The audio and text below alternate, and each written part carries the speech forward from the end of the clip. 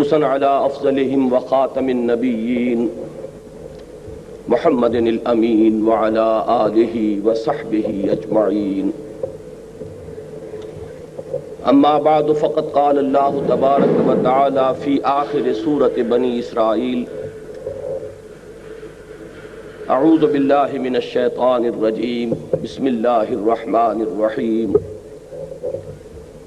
وقل الحمد لله الذي لم يتخذ ولدا ولم يكن له شريك في الملك ولم يكن له ولي من الذل وكبره تكبيرا. وقال تبارك وتعالى في آخر سورة الكهف: قل انما انا بشر مثلكم يوحى الي انما الهكم اله واحد فمن كان يرجو لقاء ربه فليعمل عملا صالحا ولا يشرك بعبادة ربه احدا. صدق الله العظيم. وقال النبي صلى الله عليه وسلم: يا أيها الناس وحدوا الله فإن التوحيد رأس الطاعات واتقوا الله فإن التقوى ملاك الحسنات أو كما قال صلى الله عليه وسلم. رب اشرح لي صدري ويسر لي أمري واحلل عقدة من لساني يفقهوا قولي. اللهم ربنا ألهمنا رشدنا واعذنا من شرور أنفسنا. اللهم أرنا الحق حقا وارزقنا اتباعه وأرنا الباطل باطلا وارزقنا اجتنابه. آمین یا رب العالمین. محترم صدر مجلس، معزز عہدیداران و کارکنان فاران کلب اور محترم اور معزز حاضرین، میری آج کی گفتگو کا عنوان آپ کے علم میں ہے اور محترم چھاپڑا صاحب نے میرے لیے کام آسان کر دیا ہے کہ اس موضوع کا ابتدائی تعارف آپ سے کرا دیا. میں یہ سمجھتا ہوں کہ یہ بات کسی باشعور مسلمان سے مخفی نہیں ہے کہ ہمارے دین کی کل حقیقت کو اگر ایک لفظ میں سمو کر پیش کرنے کی کوشش کی جائے تو وہ ایک لفظ توحید ہے. اسلام دین توحید ہے. البتہ توحید کی ہماگیریت، توحید کے انسان کے علم و فکر، نقطۂ نظر، اس کے ویلیو سٹرکچر، اس کی عملی جد و جہد، اس سب پر حاوی ہونے کا تصور کچھ عرصے سے ہمارے ہاں بہت کم ہو گیا ہے. اور عام طور پر تصور یہ ہے کہ توحید کا تعلق عقیدے سے ہے. میں در حقیقت اسی ضمن میں آج کچھ گزارشات وہ پیش کرنا چاہتا ہوں کہ جو میری نگاہ میں اس وقت عام مسلمانوں کے ذہنوں سے اوجھل ہو چکی ہیں، اور وہ یہ کہ توحید کے عملی تقاضے کیا ہیں. دیکھیے، میں سب سے پہلے یہ چاہوں گا کہ آپ ذہن میں ایک نقشہ بنا لیں، جس طرح عام طور پر تعلیم و تدریس کے ضمن میں ہوتا ہے کہ توحید، اب اس کو دو حصوں میں تقسیم کیجئے. ایک ہے علمی و نظری توحید،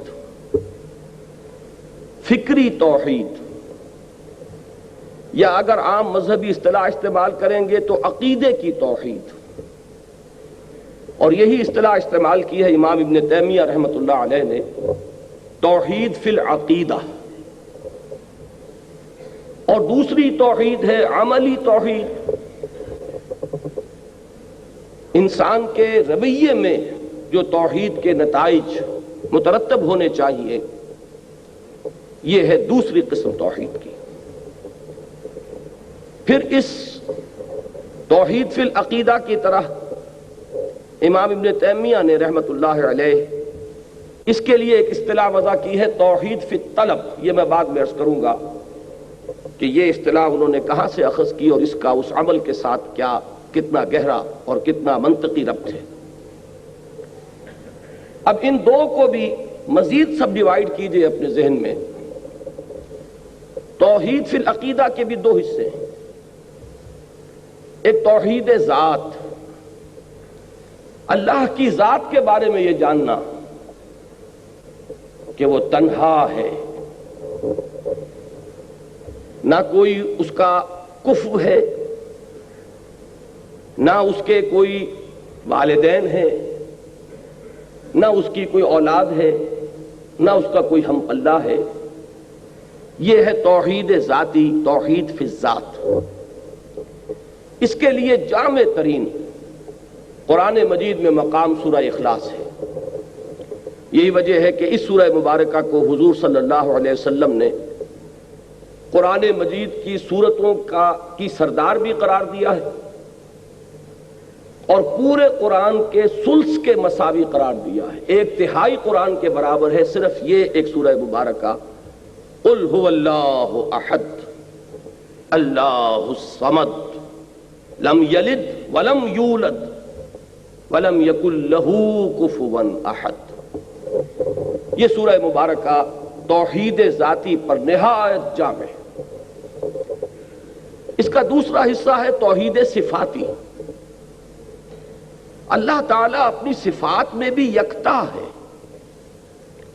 اس کی کسی صفت میں کوئی دوسرا اس کے مشابہ نہیں، اس کے برابر نہیں، اس کا شریک نہیں. علم ہے تو اس کا علم ما کانا و ما یکون پر ایک لمحے میں حاوی ہے ہر آن. جیسے اس کی ذات بے نہایت ہے، مطلق ہے، اسی طرح اس کی جملہ صفات بے نہایت اور مطلق ہے. جس طرح اس کی ذات ہمیشہ سے ہے اور ہمیشہ رہنے والی ہے، اسی طرح اس کی صفات بھی ازلی ہیں اور ابدی ہیں، حادث نہیں ہے. جس طرح اس کی ذات خود بخود ہے، کسی اور کے وجود میں لانے سے وجود میں نہیں آئی، اسی طرح اس کی صفات بھی ذاتی ہے، کسی اور کی عطا کردہ نہیں. یہ ہے توحید فی الصفات. اور یہ بڑا ایک علمی سا مسئلہ ہے. اس میں انسان اگر چوکس نہ رہے تو اس کے پھسل جانے کا ہر لمحہ امکان رہتا ہے. اس کی وجہ یہ ہے کہ صفات کے لیے ہم جو الفاظ استعمال کرتے ہیں وہ مشترک ہیں اللہ کے لیے بھی اور مخلوقات کے لیے بھی. اللہ بھی موجود، ہم بھی موجود. اب وجود جو ہے ایک وصف مشترک ہو گیا اللہ اور اس کائنات کے مابین. لیکن جب اللہ کے لیے لفظ وجود استعمال ہوگا تو اس کا مفہوم بالکل مختلف ہے اس مفہوم سے کہ جس مفہوم میں یہ لفظ وجود مخلوقات میں سے کسی کے لیے مستعمل ہوگا. اللہ بھی عالم اور علیم ہے اور انسان بھی عالم بھی ہوتے ہیں بلکہ علامہ بھی ہوتے ہیں. لیکن صفت علم کا اطلاق جب اللہ پر کیا جائے گا اس کا مفہوم بالکل کچھ اور ہوگا. اور جب کسی انسان کو عالم یا علامہ کہا جائے گا تو اس کا مفہوم بالکل مختلف ہوگا. لفظ مشترک ہے لیکن مفہوم اور معنی میں زمین و آسمان کا فرق ہے. اس اشتراک لفظی کی وجہ سے بالعموم مغالطہ ہوتا ہے. بہرحال اس وقت میں چونکہ اصلاً توحید فی العقیدہ سے بحث نہیں کر رہا ہوں، آج کی میری گفتگو وہ دوسری قسم کی توحید سے متعلق ہے، لہذا میں اس میں زیادہ تفصیل میں نہیں جا رہا. لیکن صرف ایک بات ضرور نوٹ کر لیجئے کہ جس طرح توحید ذاتی پر سورہ اخلاص قرآن مجید کا ذروہ سنام ہے، اس کا نقطہ عروج ہے، اس کا کلائمیکس ہے، اسی طرح توحید صفاتی پر آیت الکرسی اسی مقام اور مرتبے کی حامل ہے. اس میں اللہ تعالیٰ کی صفات الحی القیوم، اللہ تعالیٰ کے علم کی شان، یعلم ما بین ایدیہم وما خلفہم، مخلوقات کسے باشد کوئی بھی ہو، ملائکہ ہوں، انبیاء ہوں، رسول ہوں، اولیاء اللہ ہوں، کوئی بھی ہو، ولا یحیطون بشیء من علمہ الا بما شاء وسع کرسیہ السماوات والارض. اب یہ جو مختلف پہلو اس آیہ مبارکہ میں آئے ہیں، آپ نوٹ کریں گے کہ جس طریقے سے کہ اس توحید ذاتی پر سورہ اخلاص نہایت جامع مقام ہے، بلکہ میں نے عرض کیا اور یہ حدیث میں مستعمل الفاظ ہیں، ذروۃ السنام، یعنی یہ کہ جسے آپ انگریزی میں کلائمیکس سے تعبیر کرتے ہیں، چوٹی۔ تو توحید فی الذات پر سورہ اخلاص قرآن مجید کا کلائمیکس ہے، اور توحید صفاتی پر آیت الکرسی۔ یہی وجہ ہے کہ نبی اکرم صلی اللہ علیہ وسلم نے اس آیہ مبارکہ کو تمام آیات قرآنیہ کی سردار قرار دیا۔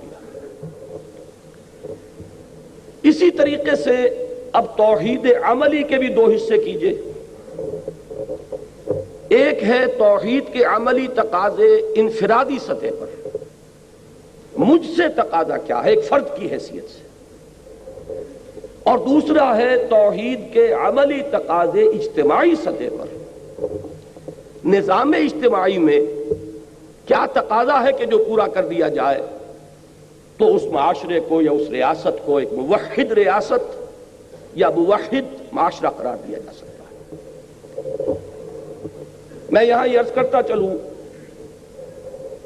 کہ جیسا کہ میں پہلے عرض کر چکا ہوں، کچھ عرصے سے ہمارے ہاں اس توحید عملی پر سے توجہ کم ہوتی چلی گئی۔ اس کے بڑے گہرے اسباب ہیں، وقت ہوا تو میں ان کی طرف اشارہ کروں گا، لیکن اس وقت صرف اس کو ایک واقعے کی حیثیت سے سامنے رکھیے۔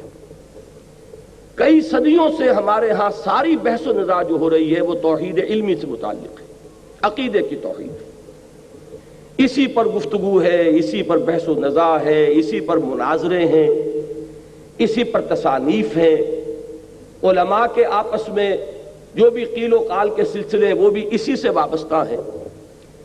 اس کا ایک نتیجہ یہ نکلا ہے جس کو علامہ اقبال نے بہت خوبصورتی سے تعبیر کیا ہے کہ زندہ قوت تھی زمانے میں یہ توحید کبھی، جب توحید کا یہ جامع تصور تھا کہ یہ صرف ایک عقیدہ نہیں ہے، صرف ڈوگما نہیں ہے، صرف ایک مابعد الطبیعاتی تصور نہیں ہے، بلکہ یہ انسانی زندگی پر اثر انداز ہوتی ہے عملی اعتبار سے، تو یہ ایک عملی قوت تھی، زندہ قوت تھی زمانے میں یہ توحید کبھی، اور اب کیا ہے فقط ایک مسئلہ علم کلام۔ یہ ہماری عقائد کی کتابوں کی ایک بحث بن کر رہ گیا مسئلہ، اور اسی میں وہ مختلف پہلو جو ہیں ہے صفات ذات حق، حق سے جدا یا عین ذات۔ بالکل ابتدا میں ہمارے متکلمین کی بحثیں ان موضوعات پر ہوئی ہیں، اور اس شرح و بسط کے ساتھ ہوئی ہیں، اس تفصیل کے ساتھ ہوئی ہیں کہ ہوتے ہوتے اب یہ بات ذہن میں بیٹھ گئی ہے کہ توحید جو ہے شاید صرف انسان کے عقیدے سے متعلق ہے، اس کا اس کے عمل سے کوئی تعلق نہیں۔ حالانکہ واقعہ یہ ہے کہ جب یہ توحید انسان کے فکر و نظر کا ایک جزء بن کر اس کے پورے وجود میں سرایت کرتی ہے اور پھر اس کے طرز عمل کو ایک خاص رخ پر موڑتی ہے، انفرادی سطح پر بھی اور اجتماعی سطح پر بھی، تو واقعہ یہ ہے کہ اس سے بڑی کوئی قوت دنیا میں موجود نہیں۔ اب میں جہاں تک توحید فی العقیدہ ہے، جیسا کہ میں نے عرض کیا، اس کے بارے میں آج مجھے کچھ عرض نہیں کرنا ہے، اور ویسے بھی میں یہ سمجھتا ہوں کہ چونکہ یہ موضوع ہمارے علماء کرام کا رہا ہے، انہوں نے اس کا حق ادا کیا ہوا ہے، اس میں ہرگز یہ نہیں سمجھتا کہ کوئی بھی اضافہ میں کر سکتا ہوں۔ یہ تمام ذات و صفات کی بحثیں جو ہے بڑی تفصیل کے ساتھ ہوئی، اس میں صرف یہ کہ انسان کے اندر طلب کا ہونا شرط ہے، ورنہ ہمارے ہاں اس موضوع پر مواد کی کمی نہیں ہے۔ علماء کرام نے اس موضوع پر حق ادا کیا، لہذا میں اب اپنی پوری گفتگو کو محدود کر رہا ہوں توحید عملی سے متعلق۔ جیسا کہ میں نے عرض کیا، اس کو بھی مجھے دو لیولز پر ڈسکس کرنا ہے، ایک انفرادی اور ایک اجتماعی۔ انفرادی سطح پر توحید کا عملی تقاضا کیا ہے؟ صرف اللہ کا بندہ بن جانا، مان لیا کہ وہی الہ ہے، لا الہ الا اللہ، زبان سے کہہ دیا،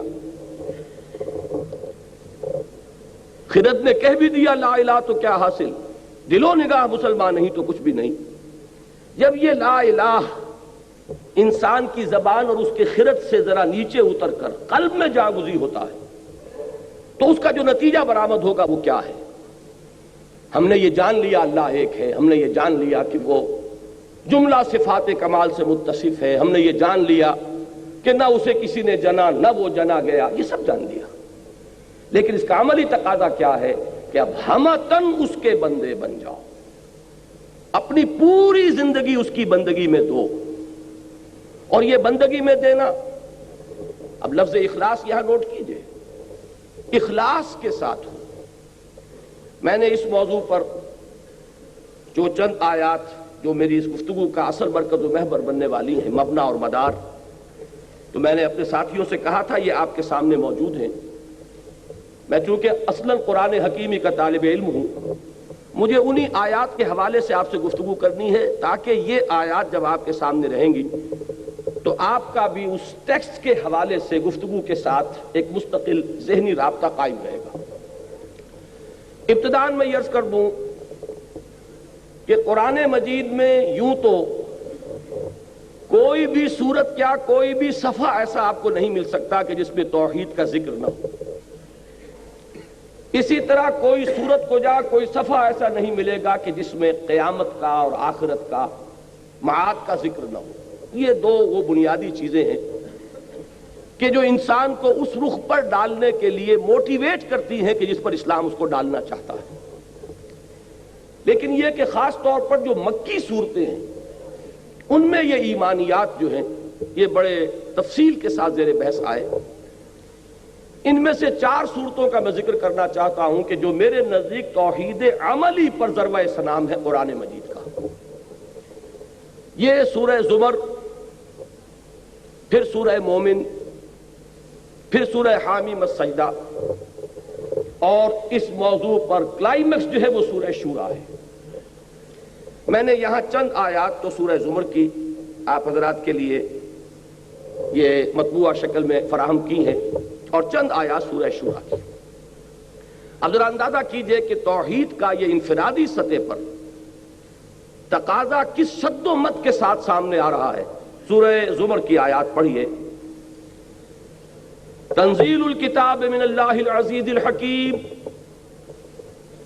اس قرآن کا اس کتاب کا نزول ہے، اس کی تنزیل ہے اس ہستی کی طرف سے، اس اللہ کی جانب سے جو العزیز ہے الحکیم ہے. انا انزلنا الیک الکتاب بالحق، اے نبی صلی اللہ علیہ وسلم ہم نے آپ پر یہ کتاب نازل فرمائی ہے حق کے ساتھ. اب اس کا نتیجہ کیا نکلنا چاہیے غور کیجئے. فاعبد اللہ مخلصا لہ الدین، پس بندگی کیجئے اللہ کی، عبادت کیجئے اللہ کی. کس شان کے ساتھ؟ اس کے لیے اپنی اطاعت کو خالص کرتے ہو. وہ اطاعت جو ہے دو رنگی اور پچرنگی نہ ہو، زندگی کے حصے بکھرے نہ ہو جائیں کہ زندگی کے کسی پہلو میں تو آپ نے اللہ کی اطاعت کو تسلیم کیا اور کسی پہلو میں آپ نے اس سے علیحدگی اختیار کر لی، کسی اور کو مطاع مان لیا. میں بھی عرض کروں گا کہ کون کون مطاع بنتے ہیں. اگلا ٹکڑا دیکھیے. میں سمجھتا ہوں کہ اس قدر جامع الفاظ شاید قرآن مجید میں آپ کو کہیں اور نہ ملیں. منفرد مقام ہے. الا للہ الدین الخالص، آگاہ ہو جاؤ اللہ کے لیے ہے خالص اطاعت. یعنی اگر ملاوٹ والی اطاعت ہوگی وہ منہ پر دے ماری جائے گی. اللہ کو دو رنگی اور پچرنگی زندگی مطلوب نہیں ہے. صبغت اللہ، پوری زندگی اللہ کے رنگ برنگی ہوئی ہو. اللہ کے ہاں مقبول ہوگا صرف دین خالص. میں بھی چاہتا ہوں کہ صرف ان آیات میں جو ایک پرہیبت اور پرجلال انداز ہے اس کو ذرا آپ اپریشیٹ کریں، پھر میں ذرا اس پر بحث کروں گا تفصیل سے. ذرا آگے چل کے یہ دوسرا رکوع شروع ہوتا ہے آیات 11 سے اور 15 تک تقریباً. قل، یہ میں نے کل بھی عرض کیا تھا کیونکہ کل بھی ایک یہاں اجلاس تھا. میں نے عرض کیا تھا کہ ابتدائی مکی صورتوں میں اکثر و بیشتر خطاب جو ہے واحد کے صیغے میں ہے محمد الرسول اللہ صلی اللہ علیہ وسلم سے. یہ اسلوب ہے قرآن کا. ذرا آگے چل کر پھر جمع کا صیغہ بھی استعمال ہونا شروع ہوتا ہے، لیکن یا ایھا الذین آمنوا کے الفاظ آپ کو مکی قرآن میں نہیں ملیں گے. یہ جو ایک خاص خطاب کا انداز ہے اور اس کے لیے جو الفاظ معین ہو گئے امت مسلمہ کے لیے، یا ایھا الذین آمنوا، یہ صرف مدنی صورتوں میں ملتے ہیں۔ بہرحال یہ جو حضور سے خطاب ہے واحد کے صیغے سے، اس کا مطلب یہ نہیں کہ مخاطب یہاں صرف محمد ہیں صلی اللہ علیہ وسلم، بلکہ آپ کی وساطت سے آپ کی پوری امت، آپ کا ہر ماننے والا، آپ پر ہر ایمان لانے والا جو ہے اس کا مخاطب ہے۔ لیکن یہاں ذرا وہی میں عرض کر رہا ہوں پھر کہ اس شکوہ کا، اس جلال کا اندازہ کیجئے۔ قل انی امرت ان اعبد اللہ مخلصا لہ الدین، تکرار دیکھیے اس سورہ مبارکہ میں اس اخلاص فی الدین کی جو تکرار ہو رہی ہے، اطاعت میں خلوص ہو، اطاعت میں یک رنگی ہو، اطاعت جو ہے وہ منقسم نہ ہو جائے۔ اے محمد کہہ دو مجھے تو حکم ہوا ہے کہ میں بندگی کروں اور پرستش کروں اللہ کی، اپنی کل اطاعت کو اس کے لیے خالص کرتے ہوئے۔ وَأُمِرْتُ لِأَنْ أَكُونَ أَوَّلَ الْمُسْلِمِينَ، بات اگر واضح نہیں تھی تو اب اور کھول دیا، اور مجھے حکم ہوا ہے کہ میں بنوں سب سے پہلا فرما بردار۔ قل، کہہ دو، انی اخاف ان عصیت ربی عذاب یوم عظیم، خود مجھے بھی اندیشہ ہے کہ اگر میں نے اپنے رب کی نافرمانی کی تو ایک بڑے دن کا عذاب مجھے پکڑے گا، میں بھی مستثنیٰ نہیں ہوں۔ جو تقاضا تم سے کیا جا رہا ہے وہی تقاضا مجھ سے۔ قل اللہ اعبد مخلصا لہ دینی، پھر کہہ دو اے محمد صلی اللہ علیہ وسلم میں تو صرف اللہ ہی کی بندگی اور پرستش کرتا ہوں، اس کے لیے اپنی اطاعت کو خالص کرتے ہوئے۔ فاعبدوا ما شئتم من دونہ، تو پوجو اور بندگی کرو جس کی چاہو اس کے سوا۔ قل ان الخاسرین الذین خسروا انفسهم یوم اہلیہم یوم القیامہ، کہہ دیجئے کہ اصل خسارے اور گھاٹے میں وہ لوگ ہوں گے جو اپنے آپ کو اور اپنے اہل و عیال کو قیامت کے دن خسارے میں مبتلا کریں۔ اب یہ ہے وہ جلال اور شکوہ، اللہ کی بندگی، اللہ کی پرستش، اس کے لیے اطاعت کو خالص کرتے ہیں۔ تیسری مرتبہ دیکھیے سورہ زمر کے پھر آخری حصے میں پھر مضمون آ رہا ہے، اور یہ میں سمجھتا ہوں کہ اس موضوع پر جلال کا انداز جو ہے وہ یہاں میں سمجھتا ہوں کہ قرآن مجید میں یہ مقام اس جلالی رنگ کے اعتبار سے منفرد ہے، بلکہ پھر میں وہی لفظ استعمال کروں گا کہ نقطہ عروج ہے۔ قل فغیر اللہ تأمرونی اعبد ایھا الجاہلون، اے نبی ان سے کہہ دیجئے کہ اے جاہلو، یہ جاہل کے لفظ کو سمجھ لیجئے عام طور پر اردو میں مستعمل ہے ان پڑھ کے لیے، عربی میں جاہل کے معنی ان پڑھ نہیں ہے، جاہل کے معنی ہے جذبات و خواہشات کا بندہ، مشتعل مزاج انسان، جو خواہشات اور شہوات اور جذبات کے ہاتھ میں اپنی لگام دیے ہوئے۔ ایک وہ ہے کہ جو عقل سے راستہ دیکھتا ہے، جو اپنی خرد سے، اپنے عقل سے کام لیتا ہے، قومی یعقلون، اور ایک وہ لوگ ہیں کہ جو عقل کو بالائے طاق رکھ کر صرف جذبات اور خواہشات کی پیروی کرتے، وہ جاہل۔ تو اے حرص و ہوا کے بندو، اے خواہشات کے غلاموں، کیا تم مجھ سے بھی یہ توقع رکھتے ہو، مجھے بھی مشورہ دے رہے ہو کہ اللہ کے سوا کسی اور کی بندگی کروں؟ وَلَقَدْ أُوحِيَ إِلَيْكَ وَإِلَى الَّذِينَ مِن قَبْلِكَ لَئِنْ أَشْرَكْتَ لَيَحْبَطَنَّ عَمَلُكَ وَلَتَكُونَنَّ مِنَ الْخَاسِرِينَ۔ اور اے نبی سن لیجئے کان کھول کر، یہ بات آپ کے جانب بھی وحی کی جا چکی ہے، اور آپ سے جو پہلے انبیاء اور رسول آئے ان سب کے جانب بھی وحی کی جا چکی ہے کہ اگر بالفرض آپ نے بھی شرک کیا تو آپ بھی لازماً خسارہ پانے والوں میں سے ہو جائیں گے۔ لَئِنْ أَشْرَكْتَ لَيَحْبَطَنَّ عَمَلُكَ وَلَتَكُونَنَّ مِنَ الْخَاسِرِينَ، اور آپ کے تمام اعمال حبط ہو جائیں گے اور آپ یقیناً خسارہ پانے والوں میں سے ہو کر رہیں گے۔ بَلِ اللَّهَ فَاعْبُدْ، بس ایک ہی اللہ کی بندگی کرو، وَكُن مِّنَ الشَّاكِرِينَ، اور اس کے شکر گزار بندوں میں سے بن جاؤ۔ اب یہ آیات ہے ایک سورت کی، سورہ زمر کی۔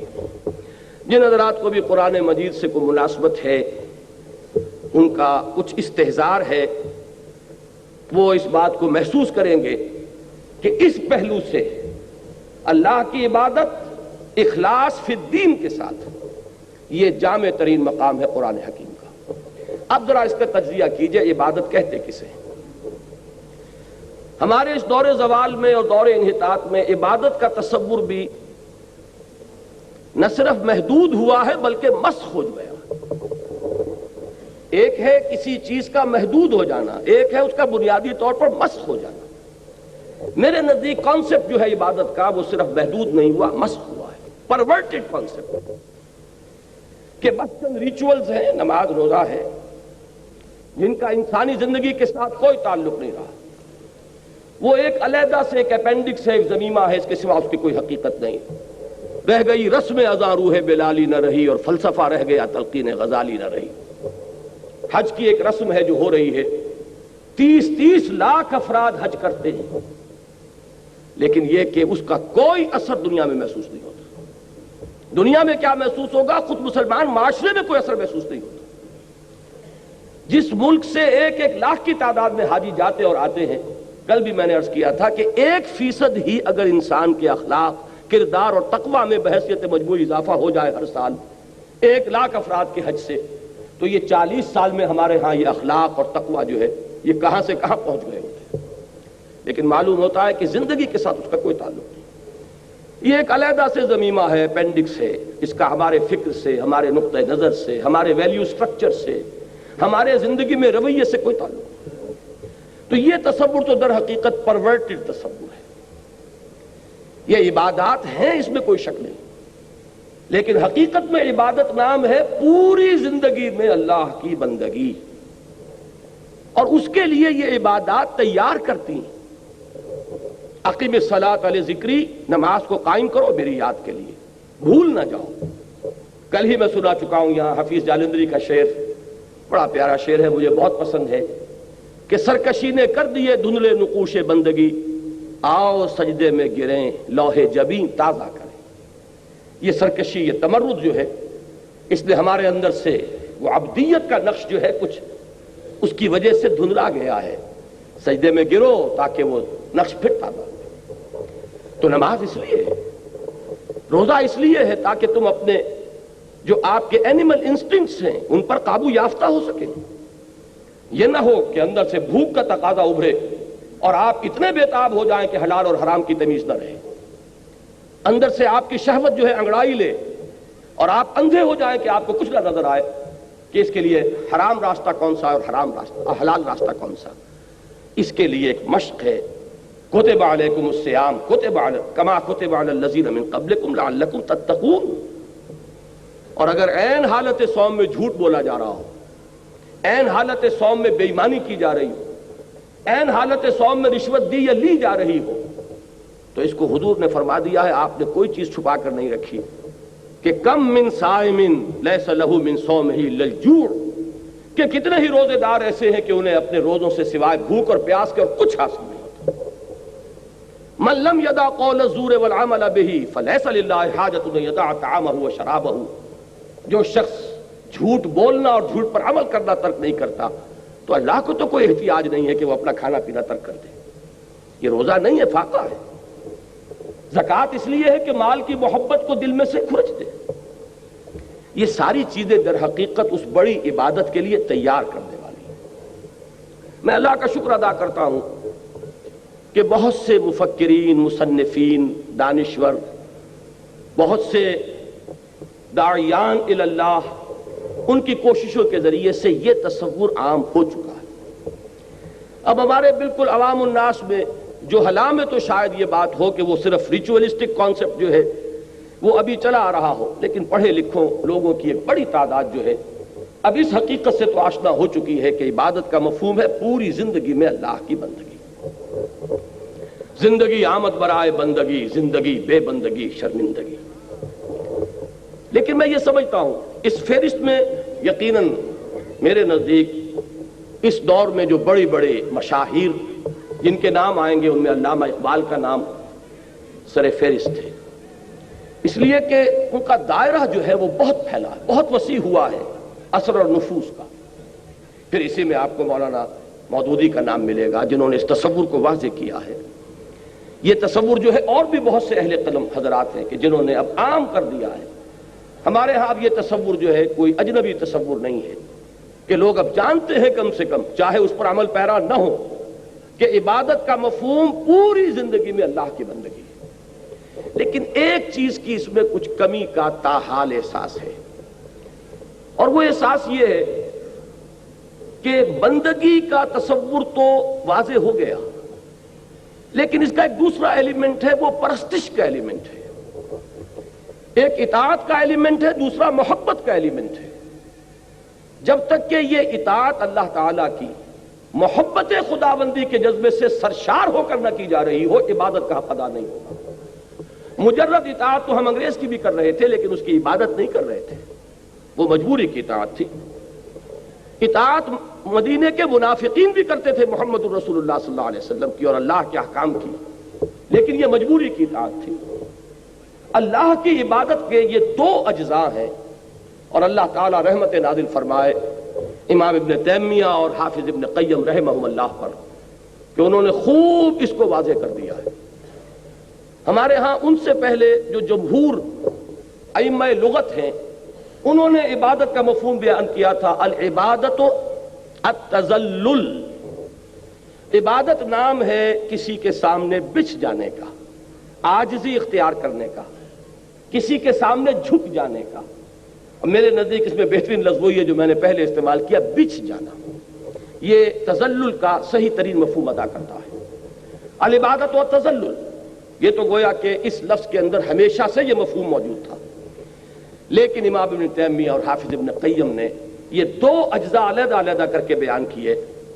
العبادت تجمع اصلین، یہ عبارت ہے حافظ ابن قیم کی جو شاگرد رشید امام ابن تیمیہ کے رحمہ اللہ۔ العبادت تجمع اصلین، غایت الحب مع غایت الذل والخضوع، حد درجے کی اللہ کی محبت اور اس کے تحت حد درجے میں اللہ کے سامنے بچھ جانا، جھک جانا۔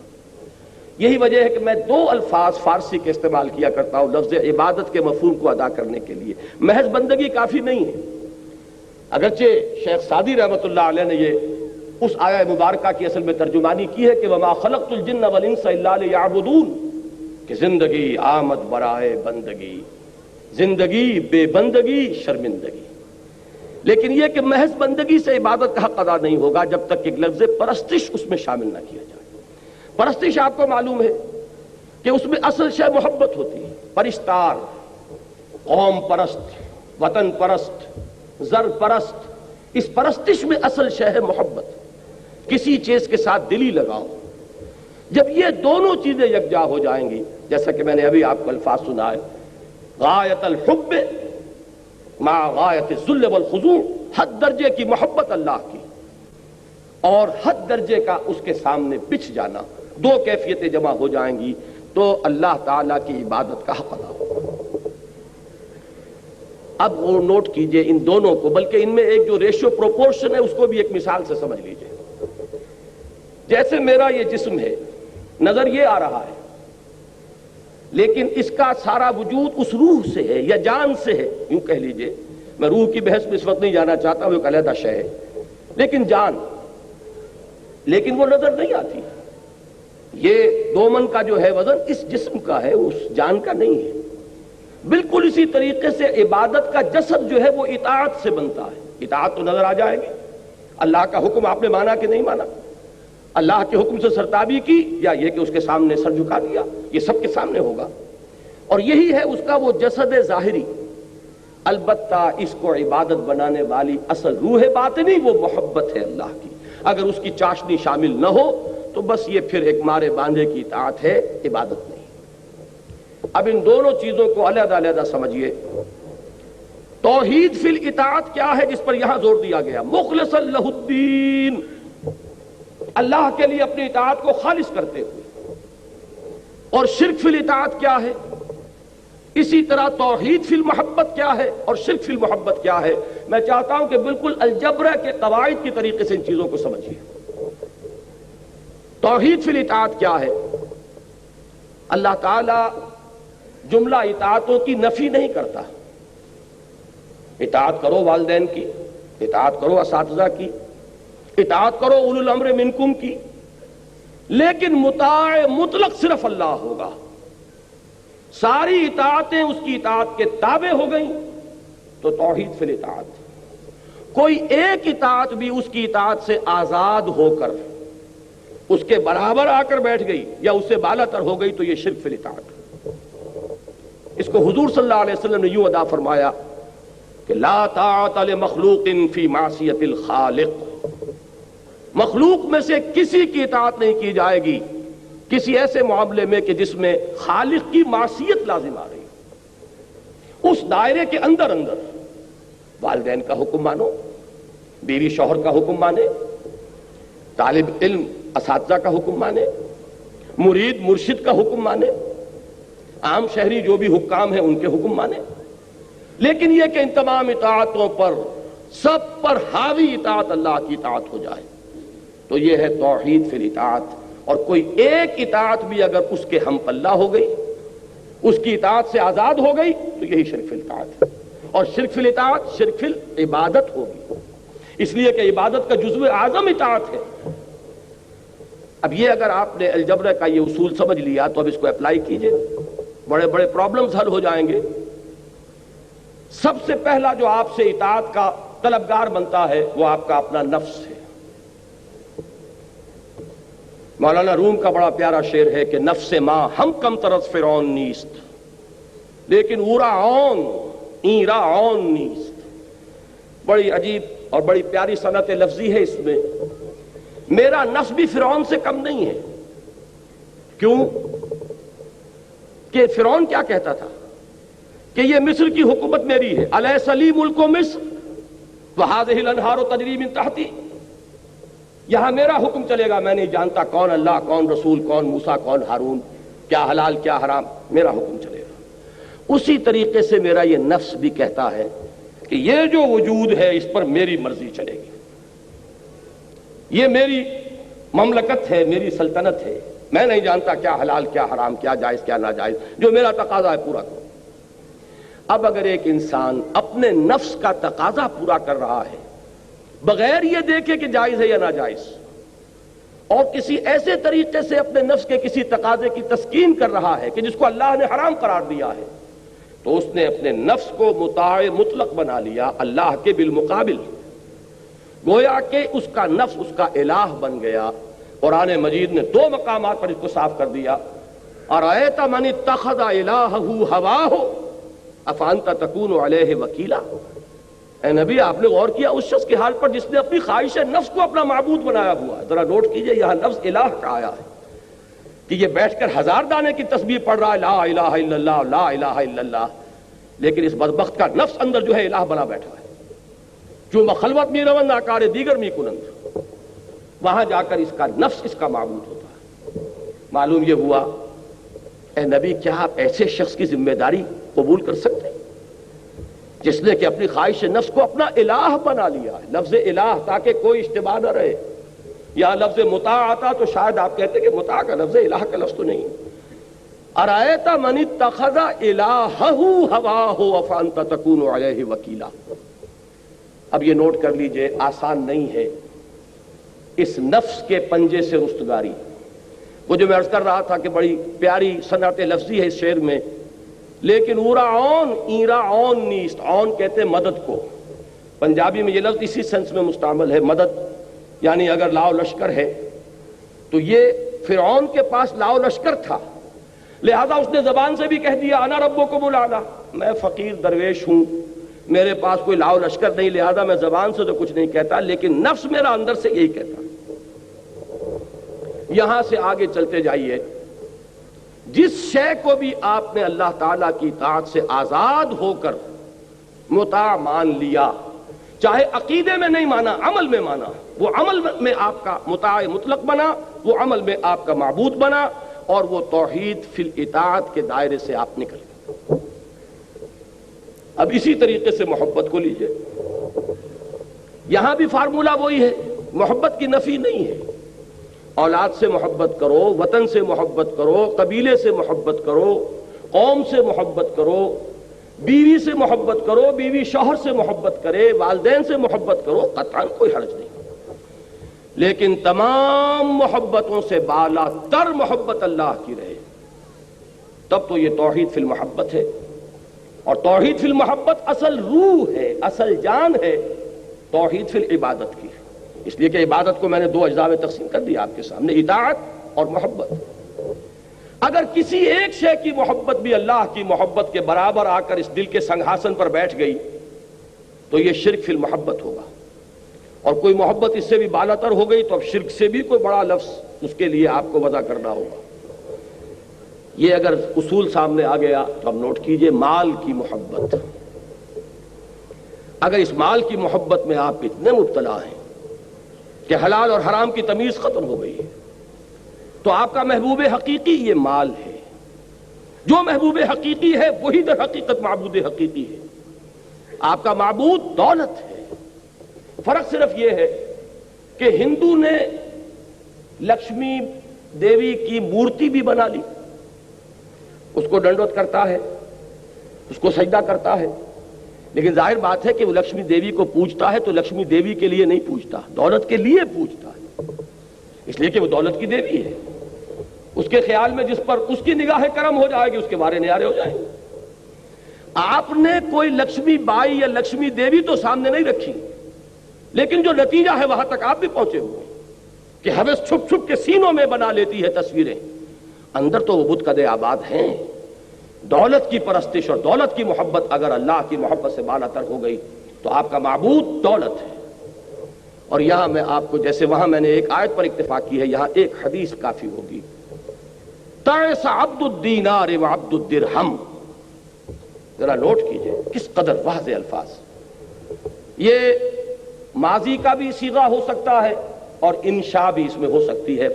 عربی زبان میں ماضی ہی میں آتا ہے دعا یا بد دعا کے لیے، یا تمنا کے لیے، آرزو کے لیے بھی کلمہ۔ تو تعسا برباد ہو گیا یا برباد ہو جائے، دونوں اس کے معنی ہوں گے۔ کون فرما رہے ہیں؟ محمد الرسول اللہ صلی اللہ علیہ وسلم۔ کن کے لیے فرما رہے ہیں؟ عبد الدینار اور عبد الدرہم کے لیے، کہ نام اس کا عبد الرحمن ہے، حقیقت میں عبد الدینار ہے۔ اس کا معبود پیسہ ہے، حلال سے آئے، حرام سے آئے، جائز سے آئے، ناجائز سے آئے، صحیح سے آئے، غلط سے آئے، پیسہ ہے۔ تو معلوم ہوا کہ اصل محبت کس کی ہوئی؟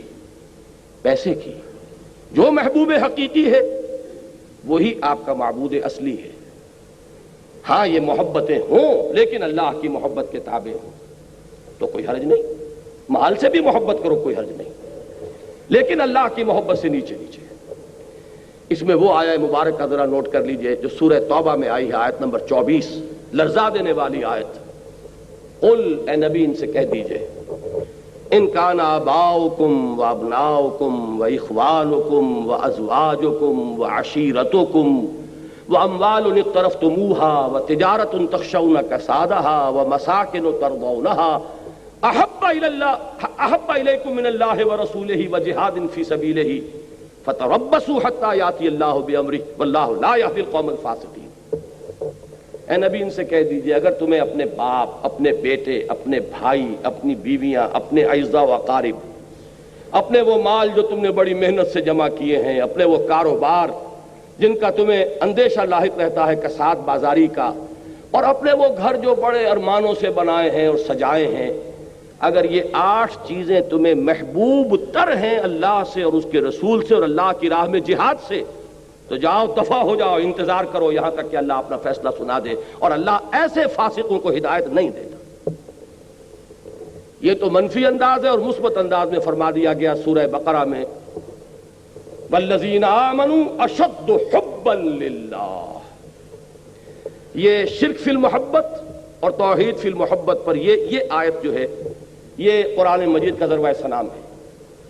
وَمِنَ النَّاسِ مَن يَتَّخِذُ مِن دُونِ اللَّهِ أَندَادًا يُحِبُّونَهُمْ كَحُبِّ اللَّهِ وَالَّذِينَ آمَنُوا أَشَدُّ حُبًّا لِلَّهِ۔ اس آیت کے حوالے سے وہ بات ذرا میں چند منٹ آپ کے لوں گا کہ وہ لفظ مطلوب جو استعمال کیا امام ابن تیمیہ نے وہ واضح ہو جائے۔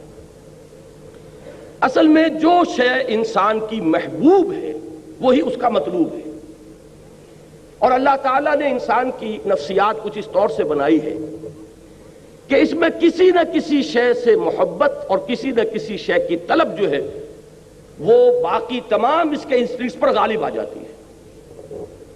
مثلا یہ کہ ایک وطن پرست انسان ہے، وطنیت ایک نظریہ ہے سیاسی تمدنی، اس کا نتیجہ کیا نکلتا ہے کہ وطن کی محبت تمام محبتوں پر بالا تر ہو جائے۔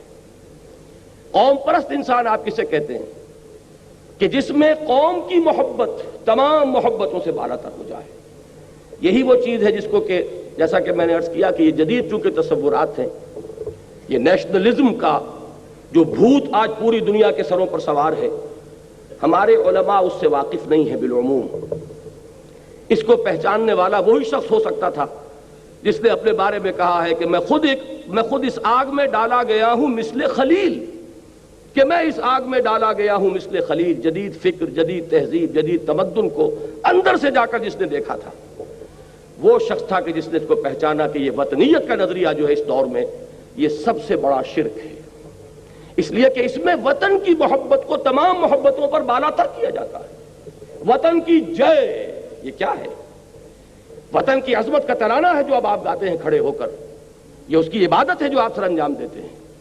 وطن کے جھنڈے کو سلامی جو دی جاتی ہے، حقیقت میں اس دور کے شرک کے سب سے بڑے مظاہر یہ ہیں۔ لیکن یہ کہ اس کو پہچانا کس نے؟ اس مرد قلندر نے جو جانتا تھا کہ وطنیت گفتار نبوت میں وطن اور ہی کچھ ہے۔ یہ بات، یہ جو آپ نے وطن کا لفظ کہیں پڑھ لیا، اور یہ جو آج کی سیاست ہے اس میں وطن اور ہی کچھ ہے۔ اس دور میں میں اور ہے، جام اور ہے، جم اور، ساقی نے بنا کی روش لطف و ستم اور، مسلم نے بھی تعمیر کیا اپنا حرم اور، تہذیب کے آزر نے ترشوائے صنم اور، ان تازہ خداؤں میں بڑا سب سے وطن ہے، جو پیرہن اس کا ہے وہ مذہب کا کفن ہے۔ نظارہ دیری نہ زمانے کو دکھا دے، اے مصطفی خاک میں اس بت کو ملا دے، اسلام تیرا دیس ہے تو مصطفی ہے۔ یہ جو نظریہ ہے، اب میں عرض کر رہا تھا کہ انسان کی اس کی کچھ نفسیاتی ساخت ایسی ہے، اس کو بہت خوبصورتی سے اور بڑی ڈیٹیلز میں ڈسکس کیا ڈاکٹر رفیع الدین نے، آئیڈیالوجی آف دی فیوچر جو ان کی مارکۃ الآراء کتاب ہے، کہ انسان کسی نہ کسی شے سے محبت کرنے پر مجبور ہے، اور اس کی محبت میں پھر وہ مشقتیں جھیلتا ہے، قربانیاں دیتا ہے، فاقے کرتا ہے اور لذت محسوس کرتا ہے۔ یعنی ہمارے ویسٹرن سائیکالوجسٹ جو ہیں وہ تو سب سے بڑا انسٹنکٹ کہیں گے پریزرویشن آف دی سیلف، انسان کا سب سے بڑا انسٹنکٹ جو ہے اپنے وجود کا تحفظ ہے۔ لیکن آپ غور کیجئے کمیونسٹ کو کہ وہ کس طرح اپنی جان کی بازی کھیلتا ہے اپنے اس انقلاب کے لیے کہ جو اس کے پیش نظر ہے۔ اندازہ کیجئے ان جاپانیوں کا جو بموں میں بیٹھ کر گئے ہیں، انہیں معلوم ہے کہ میرے تو چیتھڑے اڑ جائیں گے، یہ بم جب میں کسی جہاز کی چمنی میں لے کر اتروں گا تو میرا تو وجود کہیں نہیں رہے گا، وہ جہاز کے ٹکڑے تو بعد میں ہوں گے۔ معلوم ہوا کہ سب سے بڑا اینیمل انسٹنکٹ جو ہے وہ کسی ازم کے یا کسی محبت یا کسی نظریے اس کے تابع ہو کر رہ گیا ہے۔ انسان فاقے کرتا ہے، اس سے دلی مسرت حاصل ہوتی ہے کہ میں نے اپنے نظریے کے لیے فاقہ کیا ہے، میں نے اپنے مقصد زندگی کے لیے جیل کاٹی ہے، میں نے اپنے مقصود کے لیے سختیاں جھیلی ہیں۔ تو یہ جو ہے کسی نہ کسی شے کو اپنا محبوب بنانا اور مطلوب بنانا، یہ انسان کی فطرت ہے۔ اب جن لوگوں کی رسائی تو اللہ تک ہو گئی تو وہ تو محبوب حقیقی ہے ہی ہے، لیکن جن کی رسائی وہاں نہیں ہوئی انہوں نے کسی نہ کسی کو تراش لیا ہے، اس کو اپنا محبوب بنایا ہے۔ می تراشد فکر ما ہر دم خدا بندے دیگر، رست از یک بند تا افتاد در بندے دیگر۔ مجبور ہے انسان کہ کسی نہ کسی کو تراش کر اور اپنے دل کے سنگھاصل پر بٹھائے، وہ کوئی نظریہ بھی ہو سکتا ہے۔ ایک تخیل کے حسن مبہم پر ساری ہستی مٹائی جاتی ہے۔ انسان ایک نظریے کے لیے بھی اپنا سب کچھ قربان کرنے کے لیے تیار ہوتا ہے، یہ ہے اس کا مطلوب۔ قرآن مجید میں یہ سورہ حج کے آخری رکوع میں آیا ہے، ضعف الطالب والمطلوب، اللہ کے سوا کسی کو تم نے مطلوب بنایا تو وہ مطلوب بھی بیچارہ اور عاجز، اور طالب اس سے بھی بڑھ کر عاجز اور بیچارہ، جس کا مطلوب عاجز اور بیچارہ ہے۔ ایک ہی مطلوب حقیقی اور وہ اللہ ہے۔ یہ ہے وہ مطلوب کا لفظ جس کو امام ابن تیمیہ رحمۃ اللہ علیہ نے استعمال کیا۔ انسان کا مطلوب صرف اللہ بن جائے، اور یہ بات آپ نے سنی ہوگی، ہمارے ہاں صوفیہ کے حلقے میں یہ عام ہے کہ لا الہ الا اللہ، اس کا ایک مفہوم ہے عوامی سطح پر، وہ کیا ہے؟ لا معبود الا اللہ۔ اور اس کا ایک مفہوم ہے جو اس سے ذرا اونچا اٹھتا ہے انسان شعور کے اعتبار سے، اس کا لیول آف کانشسنس اگر بلند ہوگا تو اسی لا الہ الا اللہ کا مفہوم جو منکشف ہوگا وہ کیا ہوگا؟ لا مقصود الا اللہ، لا مطلوب الا اللہ، لا محبوب الا اللہ۔ یہاں تک پہنچے تو اب آپ کی وہ توحید عملی پوری ہوئی کہ آپ کا مقصود اللہ ہو، آپ کا مطلوب اللہ ہو، آپ کا محبوب اللہ ہو، اور پہلے میں نے عرض کیا آپ کا مطاع مطلق اللہ ہو، ساری اطاعتیں اس کی اطاعت کے تابع ہو جائیں۔ یہ ایک سجدہ جسے تو گراں سمجھتا ہے، ہزار سجدوں سے دیتا ہے آدمی کو نجات، لیکن آسان کام نہیں ہے، بہت کٹھن کام ہے۔ اس کے لیے یہ ہے کہ انسان کو اپنے نفس کے پنجے سے رہائی حاصل کرنا ہی آسان نہیں۔ وہ فارسی زبان کی جب ہماری ابتدائی تعلیم ہوا کرتی تھی تو تختی پر لکھ کے استاد دیتے تھے، کریماں بے بخشائے برحال ماں کہ ہستم اسیر کمند ہوا، اے کریم میرے حال پر رحم فرما کہ میں تو اپنی خواہشات کے پھندوں میں پھنسا ہوا ہوں، کہ ہستم اسیر کمند ہوا، اس کمند ہوا و ہوس کی اسیری سے اپنے آپ کو نکالنا آسان نہیں۔ لیکن بہرحال میں انفرادی سطح پر توحید کے عملی تقاضے کے ضمن میں اس پر اکتفا کر رہا ہوں۔ اللہ کا بندہ بننا، ہمتن اسی کا بندہ، پوری زندگی اسی کی اطاعت میں، یعنی تمام اطاعتیں اس کی اطاعت کے تابع، تمام محبتیں اس کی محبت کے تابع، تمام جتنے بھی اندر سے تقاضے اور طلبیں ابھرتی ہیں وہ تمام اللہ کی طلب کے تحت ہو جائیں۔ وَمِنَ النَّاسِ مَن يَتَّخِذُ مِن دُونِ اللَّهِ أَندَادًا يُحِبُّونَهُمْ كَحُبِّ اللَّهِ وَالَّذِينَ آمَنُوا أَشَدُّ حُبًّا لِلَّهِ۔ جو حقیقتاً مومن ہے، جو واقعتاً ایمان کا رمز آشنا ہو گیا ہے، وہ سب سے زیادہ محبت کرتا ہے اللہ کے ساتھ۔ یہ اشد حبا للہ، یہ عبادت کا وہ باطنی روح والا پہلو ہے۔ اب ذرا آئیے سورہ زمر سے آگے چلیے۔ سورہ مومن کی میں صرف ایک آیت کا حوالہ دوں گا، وہ یہاں پر طبع شدہ نہیں ہے کیونکہ وہ میری گفتگو میں اس وقت اصل فوکس میں وہ پوائنٹ نہیں ہے، لیکن یہ کہ اس کو ضمن نوٹ کر لیجئے، چونکہ حدیث میں آتا ہے کہ الدعاء مخ العبادہ، الدعاء هو العبادہ، دعا جو ہے وہ عبادت کا اصل جوہر ہے، بلکہ اس سے بھی آگے بڑھ کر دعا ہی اصل عبادت ہے۔ جس کو آپ پکارتے ہیں وہی آپ کا معبود ہے، جس کو آپ نے مشکل کشا سمجھا ہے وہی آپ کا معبود ہے، جس کو حاجت روا مانا ہے وہی آپ کا معبود ہے۔ یہ ہے وہ دعا کا پہلو۔ اس دعا کے ضمن میں اگرچہ قرآن مجید میں دوسرے مقامات پر لا تدعوا مع اللہ احدا، دیکھو اللہ کے سوا کسی اور کو مت پکارنا، اللہ کے ساتھ کسی اور کو شامل نہ کر لینا، یہ شرک فی الدعا ہے۔ لیکن مضمون کی مناسبت دیکھیے کہ سورہ مومن کے جو سورہ زمر کے متصلاً بعد آتی ہے، اس میں ایک تو وہ آیہ مبارکہ دعا کے موضوع پر وہ اہم ترین آیت ہے قرآن مجید کی، اور جمعوں کے خطبوں میں آپ نے بارہا سنی ہوگی، قال ربکم ادعونی استجب لکم ان الذین یستکبرون عن عبادتی سیدخلون جہنم داخرین۔ تمہارے رب نے یہ فرمایا ہے پکارو مجھے، مانگو مجھ سے، میں تمہاری دعائیں قبول کروں گا۔ اور چونکہ دعا ہی عبادت ہے لہذا فرمایا وہ لوگ جو بربنائے استکبار میری عبادت اور مجھ سے مانگنے سے ابا کرتے ہیں انہیں ذلیل و خوار ہو کر جہنم کا ایندھن بننا پڑے گا۔ تو اللہ کو پکارو، اللہ سے مانگو۔ لیکن یہ کہ اس سورہ زمر کے ساتھ جو اس کا ربط و تعلق ہے وہ واضح ہوتا ہے آیات نمبر 65 اور 66 میں۔ یہ آیت نمبر 60 تھی جو ابھی میں نے آپ کو سنائی۔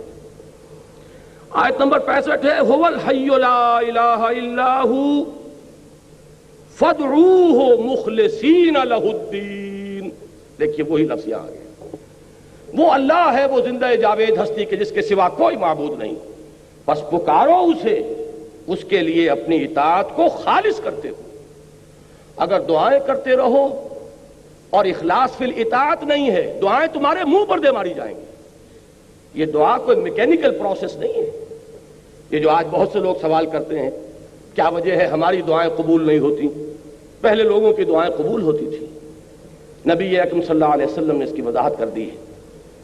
آپ نے نقشہ کھینچا ہے کہ ایک شخص ہے جو بہت دور سے سفر کر کے حرمین پہنچا ہوا ہے، ملتزم سے چمٹا ہوا ہے، یا جبل نور پر دھینگا مشتی کر کے اوپر پہنچا ہوا ہے، سب سے اوپر پہلوان قسم کا آدمی، اور اس نے ہاتھ اٹھائے ہوئے ہیں اور پکار رہا ہے اللہ کو، رجلاً اشعث اکبر یطیل السفر، بڑا لمبا سفر کر کے آیا ہے، کپڑے غبار آلود ہیں، بال گردے سے اٹے ہوئے ہیں، یمد یدیہ الی السماء، اور اپنے دونوں ہاتھ آسمان کی طرف پھیلا رہا، یا رب یا رب، وَأَنَّا يُسْتَجَابُ لِذَلِكَ، اس شخص کی دعا کیسے قبول ہو، وَمَطْعَمُهُ حَرَامٌ وَمَلْبَسُهُ حَرَامٌ وَغُذِيَ بِالْحَرَامِ، حالانکہ اس کا کھایا ہوا حرام کا ہے، اس کا پہنا ہوا حرام کا ہے، اس کا جسم حرام سے بنا ہے، حرام غذا سے تن و توش بنایا ہوا ہے، یہ چیز اس کی دعا کے لیے ایک حجاب بن گئی ہے، کیسے قبول ہو؟ فَأَنَّا يُسْتَجَابُ لِذَلِكَ، ایسے شخص کی دعا قبول ہو تو کیسے ہو؟ آپ کو کتابیں ملیں گی، دعا کی قبولیت کے مقامات کون کون سے ہیں، دعا کی قبولیت کے اوقات کون کون سے ہیں، یہ ساری چیزیں جمع ہو گئیں۔ اس سے زیادہ متبرک مقام کوئی ہوگا؟ اس سے زیادہ مقدس مقام کوئی ہوگا؟ وہاں پر پہنچ کر بھی انسان دعائیں مانگ رہا ہے اور دعائیں اس کے منہ پر دے ماری جا رہی ہیں، کیوں کہ مخلصین لہ الدین، یہ شان نہیں، یہ نہیں ہے تو دعا نہیں۔ ہاں یہ بات ذہن میں رکھیے کہ در توبہ جو ہے وہ واہ ہے، کھلا ہوا ہے، آج توبہ کرے، وہیں پہنچ کر توبہ کرے، پختہ عزم کرے کہ پروردگار آج سے اخلاص فی الدین کے ساتھ تیری بندگی کروں گا، جو کچھ ہو چکا ہے اس کو معاف فرما دے، آئندہ کے لیے ایک عزم مصمم کرتا ہوں، تو توبہ کا دروازہ کھلا ہے، ما لم یغرغر، جب تک کہ موت کے آثار شروع نہ ہو جائیں توبہ کا دروازہ کھلا ہے۔ باز آ ہرچ ہستی باز آ، گر کافر و گبر و بت پرستی باز آ، این درگاہ ماں درگاہ نومیدی نیست، 100 بار اگر توبہ شکستی باز آ۔ توبہ کا دروازہ کھلا ہوا ہے، لیکن عزم مصمم کرو گے تو ابھی دعا قبول ہوگی۔ یہی سورہ بقرہ میں آیا ہے، وہ رمضان کے ذکر کے بعد، وَإِذَا سَأَلَكَ عِبَادِي عَنِّي فَإِنِّي قَرِيبٌ أُجِيبُ دَعْوَةَ الدَّاعِ إِذَا دَعَانِ فَلْيَسْتَجِيبُوا لِي وَلْيُؤْمِنُوا بِي لَعَلَّهُمْ يَرْشُدُونَ۔ میں کہا کرتا ہوں کہ یہ ون وے ٹریفک نہیں چل سکتا کہ تم ہم سے منوائے جاؤ، ہماری بھی تو مانو، جو ہم کہہ رہے ہیں اسے بھی تو سنو، ہماری پکار پر بھی تو لبیک کہو، یہ تو دو طرفہ معاملہ ہے۔ فاذکرونی اذکرکم، تم مجھے یاد رکھو میں تمہیں یاد رکھوں گا، ان تنصروا اللہ ینصرکم، اگر تم اللہ کی مدد کرو گے اللہ تمہاری مدد کرے گا۔ حدیث میں آتا ہے کہ میرا بندہ میری طرف چل کر آتا ہے تو میں دوڑ کر آتا ہوں، وہ بارش بھر آتا ہے میں ہاتھ بھر آتا ہوں، وہ مجھے اگر اپنے دل میں یاد کرتا ہے میں بھی اسے اپنے جی میں یاد کرتا ہوں، وہ میرا ذکر اگر کسی محفل میں کرتا ہے میں اس سے بہت اعلیٰ محفل میں اس کا ذکر کرتا ہوں۔ یہ دو طرفہ معاملہ ہوگا، لہذا مجھ سے منوانا ہے تو میری مانو، فَلْيَسْتَجِيبُوا لِي وَلْيُؤْمِنُوا۔ اب اسی دعا کے مادے سے ایک لفظ اور بنتا ہے دعوت۔ دیکھیے انفرادیت سے اب میں اجتماعیت کی طرف جا رہا ہوں، انفرادیت سے اجتماعیت کا جو پل ہے وہ دعوت ہے۔ ایک اللہ کا بندہ جس نے انفرادی سطح پر اس توحید کے عملی تقاضے کو اپنی زندگی میں پورا کر لیا، وہ بندہ رب بن گیا، وہ انشراح صدر سے کہہ سکتا ہے کہ انی عبد اللہ، میں اللہ کا بندہ ہوں۔ اب وہ کیا کرے گا؟ اب اسی کی دعوت دے گا، اس لیے کہ ایک فرد سے چراغ روشن ہوگا، دیے سے دیا جلے گا۔ یہ بات تم نے اگر اپنی زندگی میں اختیار کی ہے اب اس کو عام کرو، جس سے تم محبت کر رہے ہو اس کی محبت کی جوت جگاؤ دوسروں کے دلوں میں، جس کی اطاعت کو تم نے اپنے اوپر لازم کیا ہے اسی کی اطاعت کی طرف لوگوں کو بھی دعوت دو کہ اس کے سامنے جھکیں۔ یہ ہے مرکزی آیت سورہ حامیم سجدہ کی، وَمَنْ أَحْسَنُ قَوْلًا مِّمَّنْ دَعَا إِلَى اللَّهِ وَعَمِلَ صَالِحًا وَقَالَ إِنَّنِي مِنَ الْمُسْلِمِينَ۔ اس شخص سے بہتر بات اور کس کی ہوگی جو اللہ کی طرف بلائے اور اس کا اپنا عمل درست ہو۔ یہ نہیں ہے، یہ سورہ بقرہ میں یہودیوں کے بارے میں فرمایا گیا، أَتَأْمُرُونَ النَّاسَ بِالْبِرِّ وَتَنْسَوْنَ أَنفُسَكُمْ وَأَنْتُمْ تَتْلُونَ الْكِتَابَ فَلَا تَعْقِلُونَ۔ کیا تم لوگوں کو نیکی کی دعوت دیتے اور اپنے آپ کو بھول جاتے ہو؟ درحال ہے کہ تم کتاب پڑھ رہے ہو تو کیا تم عقل سے کام نہیں لیتے؟ یہ ان کا طرز عمل تھا جو بدقسمتی سے آج ہم نے بھی اپنایا ہوا ہے۔ لیکن یہ کہ اصل میں دعوت کا مقام آتا ہی اس کے بعد ہے کہ خود اللہ کے بندے بنو، کہو کہ میں ہوں اللہ کا فرما بردار، اور اب لوگوں کو دعوت دو۔ وَمَنْ أَحْسَنُ قَوْلًا مِّمَّنْ دَعَا إِلَى اللَّهِ وَعَمِلَ صَالِحًا وقال اننی من المسلمین۔ یہ ہے سورہ حامیم السجدہ کی مرکزی آیت۔ اب اس دعوت کا ہدف کیا ہے، یہ ہے میری گفتگو کا اہم ترین حصہ۔ اس دعوت کا ہدف کیا ہے؟ کیا صرف کچھ نمازیں پڑھنے والوں کی تعداد زیادہ کر دینا؟ کیا صرف کچھ داڑھی والوں کی تعداد کا تناسب معاشرے میں بڑھا دینا؟ کیا شے ہے؟ یقیناً جب اسلامی دعوت ہوگی تو اس سے یقیناً نماز پڑھنے والوں کی تعداد زیادہ ہوگی۔ جو بھی اس دعوت کو قبول کریں گے وہ اتباع سنت میں حضور صلی اللہ علیہ وسلم کی سنت کی پیروی کرتے ہوئے داڑھی بھی رکھیں گے۔ لیکن کیا یہ اصل ہدف ہے؟ اس لیے کہ ہر کوشش کو آپ ایسس کرتے ہیں ہدف کے حوالے سے۔ ٹارگٹ کیا تھا؟ جانا کہاں تھا؟ مقصود کیا ہے؟ منزل کیا ہے؟ اس کے اعتبار سے اسسمنٹ ہوگی کہ کچھ آگے بڑھے کہ نہیں بڑھے، کوئی قدم ہمارا آگے بڑھ رہا یا مار ٹائم کر رہے ایک جگہ پر کھڑے ہوئے۔ حرکت تو ہے لیکن کوئی فاصلہ طے نہیں ہو رہا۔ یہ سارا اصل میں ود ریفرنس ٹو دی گول، جو بھی آپ کا ہدف ہے۔ ہدف کیا ہے اس دعوت کا؟ وہ ہے جو سورہ شورى کی یہ آیات 13 تا 15 جو اس موضوع پر قرآن مجید کا ذروہ سنام ہے۔ شرع لکم من الدین، تمہارے لیے بھی مقرر کیا ہے دین میں سے یا دین کے بارے میں، یہ دونوں ترجمے ہو سکتے ہیں، لیکن نتیجے کے اعتبار سے کوئی فرق واقع نہیں ہوگا مفہوم میں۔ اب اتنا وقت نہیں ہے کہ میں ان کی باریکیوں میں جاؤں۔ کیا چیز مقرر کی ہے؟ وہی ما وصی بہ نوحا، جس کی وصیت کی تھی اللہ نے نوح کو علی نبینا علیہ الصلوۃ والسلام۔ والذی اوحینا الیک، اور جو اے محمد ہم نے وحی کی ہے آپ کی جانب صلی اللہ علیہ وسلم۔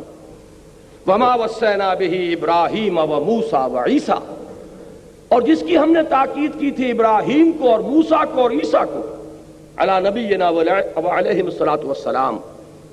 اب وہ ہے کیا؟ ان اقیموا الدین ولا تتفرقوا فیہ، کہ دین کو قائم کرو۔ یہ دین ایک اجتماعی نظام کی حیثیت سے پوری اجتماعی زندگی پر غالب آ جائے۔ اس لیے کہ انسان آپ کو معلوم ہے گریگوریس اینیمل ہے، متمدن حیوان ہے، مل جل کر رہتا ہے۔ تمدن نے بڑے ارتقائی مراحل طے کیے ہیں۔ کبھی انسان غاروں میں رہتا تھا تو کوئی اجتماعیت تھی ہی نہیں، انفرادیت ہی انفرادیت تھی۔ اس سے آگے ایک قبیلے کا نظام بنا تو کچھ نہ کچھ اجتماعیت آئی، اور دیکھیں نوٹ کر لیجیے جیسے جیسے اجتماعیت آئے گی انفرادیت کا دائرہ تنگ ہو جائے گا۔ آپ فلاں قبیلے کے ہیں، یہ اس کی رسم ہے، یہ اس کی ریت ہے، یہ اس کی روایت ہے، یہ اس کا شیخ ہے، اس کا کہنا ماننا پڑے گا، چاہے کسی جوان کا خون کھول رہا ہو۔ لیکن یہ کہ قبیلے کی روایت ہے، قبیلے کا نظم ہے، قبیلے کی قانون ہے، آپ کو پابندی کرنی پڑے گی۔ جہاں بھی نظام کی طرف پہلا قدم آیا ہے انفرادیت کا دائرہ سکڑنا شروع ہوا۔ اب بعض شہر تو ایسے تھے جو ایک ہی قبیلہ ان میں آباد تھا، اس سے اگلا سٹیپ جو انسان نے لیا ہے اجتماعیت کی طرف، چند قبیلوں نے مل جل کر ایک شہر میں رہنا شروع کیا۔ اس سے وہ چیز وجود میں آئی جسے آپ شہری ریاست کہتے ہیں، سٹی اسٹیٹ۔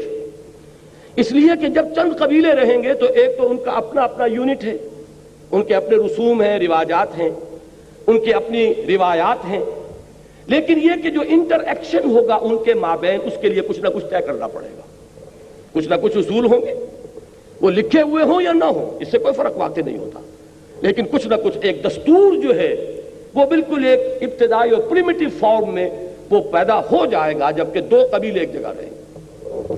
میں مثال دے دوں آپ کو، حضور صلی اللہ علیہ وسلم کی سیرت میں ہمیں یہ دونوں چیزیں بیک وقت نظر آتی ہیں، اس لیے کہ مکہ ایک قبیلے کا شہر تھا، وہاں صرف قرشی رہ سکتا تھا، یا قرشی کا غلام یا قرشی کا حلیف، کسی کی امان میں آپ آ گئے تو آپ رہ سکتے، تیسرا چوتھا کوئی کسی کیٹیگری کا آدمی وہاں نہیں رہ سکتا۔ وہ تھا ایک قبیلے کا شہر۔ تمدن کے اعتبار سے یہ زیادہ پریمیٹیو تھا۔ مدینہ منورہ 5 قبیلوں کا شہر تھا، تمدن کے اعتبار سے ایک سٹیپ فارورڈ، اس لیے کہ 3 قبیلے یہود کے آباد تھے، بنو نذیر، بنو قینقاع، بنو قریظہ، اور 2 تھے اصل عرب قبائل جو یمن سے آ کر آباد ہوئے، اوس اور خزرج۔ اب ظاہر بات ہے کہ ان کے مابین کچھ نہ کچھ طے ہوگا، قبیلے کا اپنا نظام تو چلے گا اپنی روایات کے مطابق، لیکن یہ کہ آپس میں معاملہ ہوگا تو کیسے ہوگا، کچھ نہ کچھ بات طے کرنی ہوگی. اور یہ بات شاید عجیب لگے بہت سے حضرات کو جن کے علم میں پہلے نہ ہو کہ ان کے ہاں یہ طے تھا کہ ایک اوسی کی قیمت کے مقابلے میں خزرجی کی قیمت 3 گنا ہوگی. اس لیے کہ خزرج بڑا قبیلہ تھا، اوس چھوٹا تھا. تو اگر کوئی خزرجی قتل کر دے اوسی کو تو فرض کیجئے کہ 10,000 دینے پڑے. تو اگر کوئی اوسی قتل کر دے گا خزرجی کو تو 30,000 دینے پڑیں گے. اب آپ سوچئے کہ جو اوسی نوجوان ہوتے ہوں گے ان کے خون کھولتے ہوں گے کہ نہیں، کہ کیا میرے خون کی قیمت اس خزرجی کے مقابلے میں اتحاد ہے، یہ مجھ سے کوئی اعلیٰ تر انسان ہے. لیکن یہ کہ طے ہے، قبیلے کا آپس میں معاملہ بنا ہوا ہے، ماننا پڑے گا. تو یہ سٹی اسٹیٹ قائم کی. سٹی اسٹیٹ سے آگے بڑھے آپ تو اب بڑی بڑی مملکتیں، ایمپائرز. اور حضور کے زمانے میں بھی یہ 2 ایمپائرز تھے، Roman empire and the Persian empire. یہ 2 عظیم اس وقت کی سپر پاورز تھیں. تاریخ کئی صدیوں سے جھولا جھول رہی تھی ان دونوں کے مابین. کبھی رومی آگے بڑھتے تھے، ایرانیوں کو دھکیل دیتے تھے پیچھے. کبھی ایرانی آگے بڑھتے تھے، رومیوں کو دھکیل دیتے تھے. کبھی تو وہ بالکل یورپ تک جا پہنچاتے تھے، جیسے کہ خسرو کے زمانے میں، سائرس کے زمانے میں ہوا ہے. بہرحال یہ بھی جو تمدن کی سطح موجود تھی. اس کے بعد اب ایک سٹیپ اس کے بعد سے آج تک انسان نے لیا ہے، اور وہ یہ ہے کہ اب کانسیپٹ آف اسٹیٹ، ریاست کا تصور. پہلے ریاست اور حکومت گڈمڈ تھے. آپ حکومت کے وفادار ہیں کہ ریاست کے وفادار ہیں، اس میں کوئی فرق نہیں تھا. جو بھی حاکم کے خلاف اگر کھڑا ہو گیا تو باغی قرار پایا. حضرت حسین رضی اللہ تعالیٰ عنہ کا معاملہ کیا تھا. لیکن آج انسان کا تمدن جو ہے ایک قدم اور آگے جا چکا ہے. اب ریاست علیحدہ ہے، حکومت علیحدہ ہے. ریاست ہے اصل شے جس کی وفاداری ہے، ریاست ہے کہ جس کے ساتھ آپ کا تعلق ہے. حکومت کو تو بنانا یہ آج عوام کا حق تسلیم کیا گیا. بنائیں یا بگاڑ دیں، ختم کر دیں، بدل دیں. تو یہ جو کانسیپٹ اسٹیٹ کا اب یہاں بات بہت آسان ہو گئی ہے کہ توحید کا عملی تقاضا اجتماعی سطح پر کیا ہوگا کہ ایک اسلامی ریاست جو بہمہ وجوہ اسلامی ہو، جو پوری انسانی زندگی اور اس کے جملہ اجتماعی پہلوؤں کو اپنے احاطے میں لے لے، اس پر اللہ کا دین غالب ہو جائے. زندگی کا کوئی گوشہ اس کے دائرے سے باہر نہ رہے. سماجی نظام ہو تو اس کے تحت، معاشی نظام ہو تو اس کے تحت، سیاسی نظام ہو تو اس کے تحت، قانون فوجداری ہو تو اس کا، قانون دیوانی ہو تو اس کا، قانون شہادت ہو تو اس کا، قانون وراثت ہو تو اس کا. اس میں صرف ایکوموڈیٹ کرتی ہے اسلامی ریاست کہ مائنورٹیز کو پرسنل لا میں ان کو اجازت دے دی جائے گی. وہ عبادت جس طرح چاہیں کریں، شادی بیاہ جیسے چاہیں کر لیں، نکاح طلاق کے جو قوانین چاہیں بنا لیں. لیکن یہ ہے کہ لا آف دی لینڈ وہ اللہ کا ہوگا. یہ ہے اقامت دین. دین کو ایک نظام کی حیثیت سے قائم کر دینا کہ وہ صرف انفرادی افیئر بن کر نہ رہ جائے. میں نے تو جیسا کہ عرض کیا تھا نا کہ وہ ہمارے ہاں تو انفرادی بھی نہیں رہا، وہ صرف عقیدے کی چیز بن کر رہ گیا ہے. یہ توحید کی تکمیل جو ہوگی اس وقت ہوگی، وہ جس کو اقبال نے کہا ہے نا کہ وقت فرصت ہے کہاں، کام ابھی باقی ہے، نور توحید کا اتمام ابھی باقی ہے. یہ نور توحید کا اتمام کب ہوگا؟ جبکہ پورے اجتماعی نظام پر اللہ کا دین غالب ہو جائے. اب اس کو ذہن میں رکھیے. ایک اصطلاح تو اس کے لیے ہے یہ اقامت دین، جو یہاں دین کو قائم کرو. اس میں تھوڑا سا اشتباہ بعض حضرات پیدا کرتے ہیں کہ اس کا ترجمہ تو ہے دین کو قائم رکھو. اور میں عرض کیا کرتا ہوں، جیسے میں نے وہاں عرض کیا تھا کہ وقت نہیں ہے تفصیل میں جانے کا، ورنہ میں اس کی وضاحت کر دیتا کہ نتیجے کے اعتبار سے نہ اس میں فرق ہے نہ اس میں فرق ہے. اس قائم رکھو اور قائم کرو کا بہترین جو معاملہ سمجھ میں آ جائے گا وہ ایک خیمے کی مثال سے ہے. خیمہ اگر کھڑا ہے تو آپ اسے کھڑا رکھیں گے. خیمہ گر گیا ہو تو اسے کھڑا کریں گے. ان دونوں کا در حقیقت یہ ایک ہی چیز ہے، ایک ہی مفہوم ہے جس کو الفاظ میں آپ نے بدل دیا. فرض کیجئے خیمہ کھڑا ہے، ایستادہ ہے، اور تیز آندھی آ گئی ہے. اب آپ کیا کریں گے؟ اس کی رسیوں کو مضبوط کریں گے، اس کے کھوٹوں کو اور مضبوطی کے ساتھ گاڑیں گے. ہو سکتا ہے کہ کوئی وقت آئے کہ آپ رسیوں کے ساتھ بھی اپنے آپ کو یعنی اس کو پکڑ کر کھڑے ہو جائیں، بانسوں کو پکڑ کر کھڑے ہو جائیں. یہ سب کوشش کیا ہوگی؟ خیمے کو قائم رکھنا. اگر وہ کھڑا ہے اور اگر خیمہ گر گیا ہو تو خیمے کو کھڑا کرنا، اب رکھنا چیمانی دارت۔ یہی ہے اقامت دین کا مفہوم۔ دین قائم ہے تو قائم رکھو، قائم نہیں ہے تو قائم کرو۔ ان اقیم الدین، کہ پوری اجتماعی زندگی میں اصل الاصول یہ ہو جائے۔ اب چونکہ آج کی اس مجلس کی صدارت کر رہے ہیں ایک بہت ماہر اور ہمارے ہاں کے مشہور قانون کے جاننے والے اور اب تو قانون کے تحت فیصلے صادر کرنے والے، تو میں تھوڑا سا کچھ مجھے نظر آئے ہیں کالے کوٹ اور بھی کہ شاید ان کے لیے دلچسپی کی بات ہو یہ کہ واقعہ یہ ہے کہ اسلامی ریاست کے لیے صرف ایک دفعہ کافی ہے، ایک دفعہ جو ہمیشہ سے ہمارے ہاں دستوروں میں رہی ہے، ہر دستور میں رہی ہے۔ اور میں واقعتاً داد دیتا ہوں، مجھے معلوم نہیں کس نے یہ الفاظ اس کے قائم کیے اور فریم کیے ہیں، لیکن حقیقتاً نہایت جامع الفاظ ہیں۔ No legislation will be done repugnant to the Quran and the Sunnah. That's all. یہ بالکل کافی ہے، 100% آپریٹو اس کو کر دیجئے۔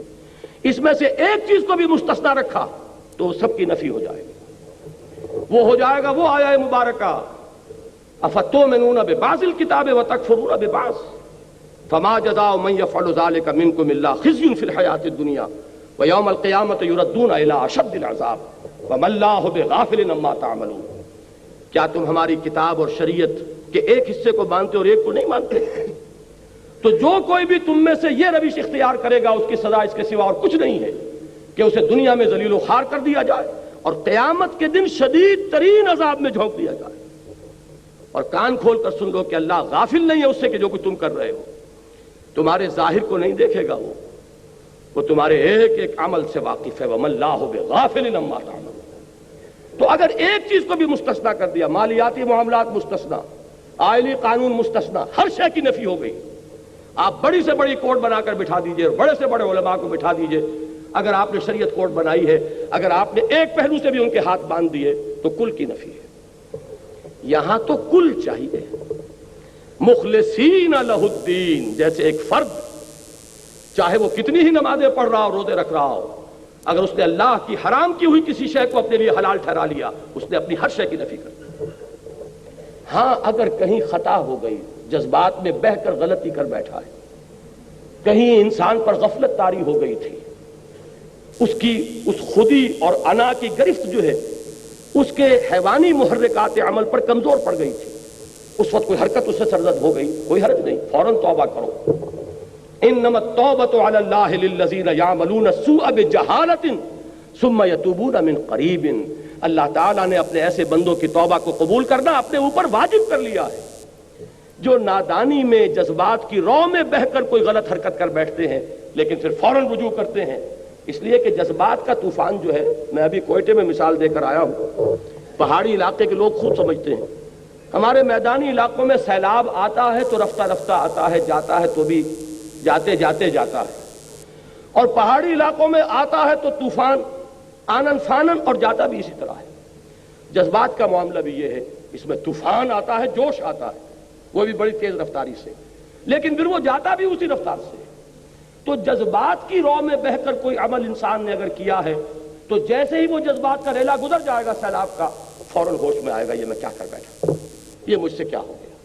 اب اس کے اندر پشیمانی پیدا ہوئی، وہ اس پشیمانی کے ساتھ، دیکھیے اقبال کا یہ شعر آپ کو معلوم ہوگا، بالکل نوجوانی کا، جس پر داغ دہلوی نے یہ کہا تھا کہ صاحبزادے اس عمر میں، اور یہ شعر، موتی سمجھ کے شان کریمی نے چن لیے قطرے جو تھے میرے عرق انفعال کے۔ یہ پشیمانی سے جب پیشانی جو ہے عرق آلود ہو جاتی ہے تو اللہ تعالیٰ کو بہت محبوب ہے۔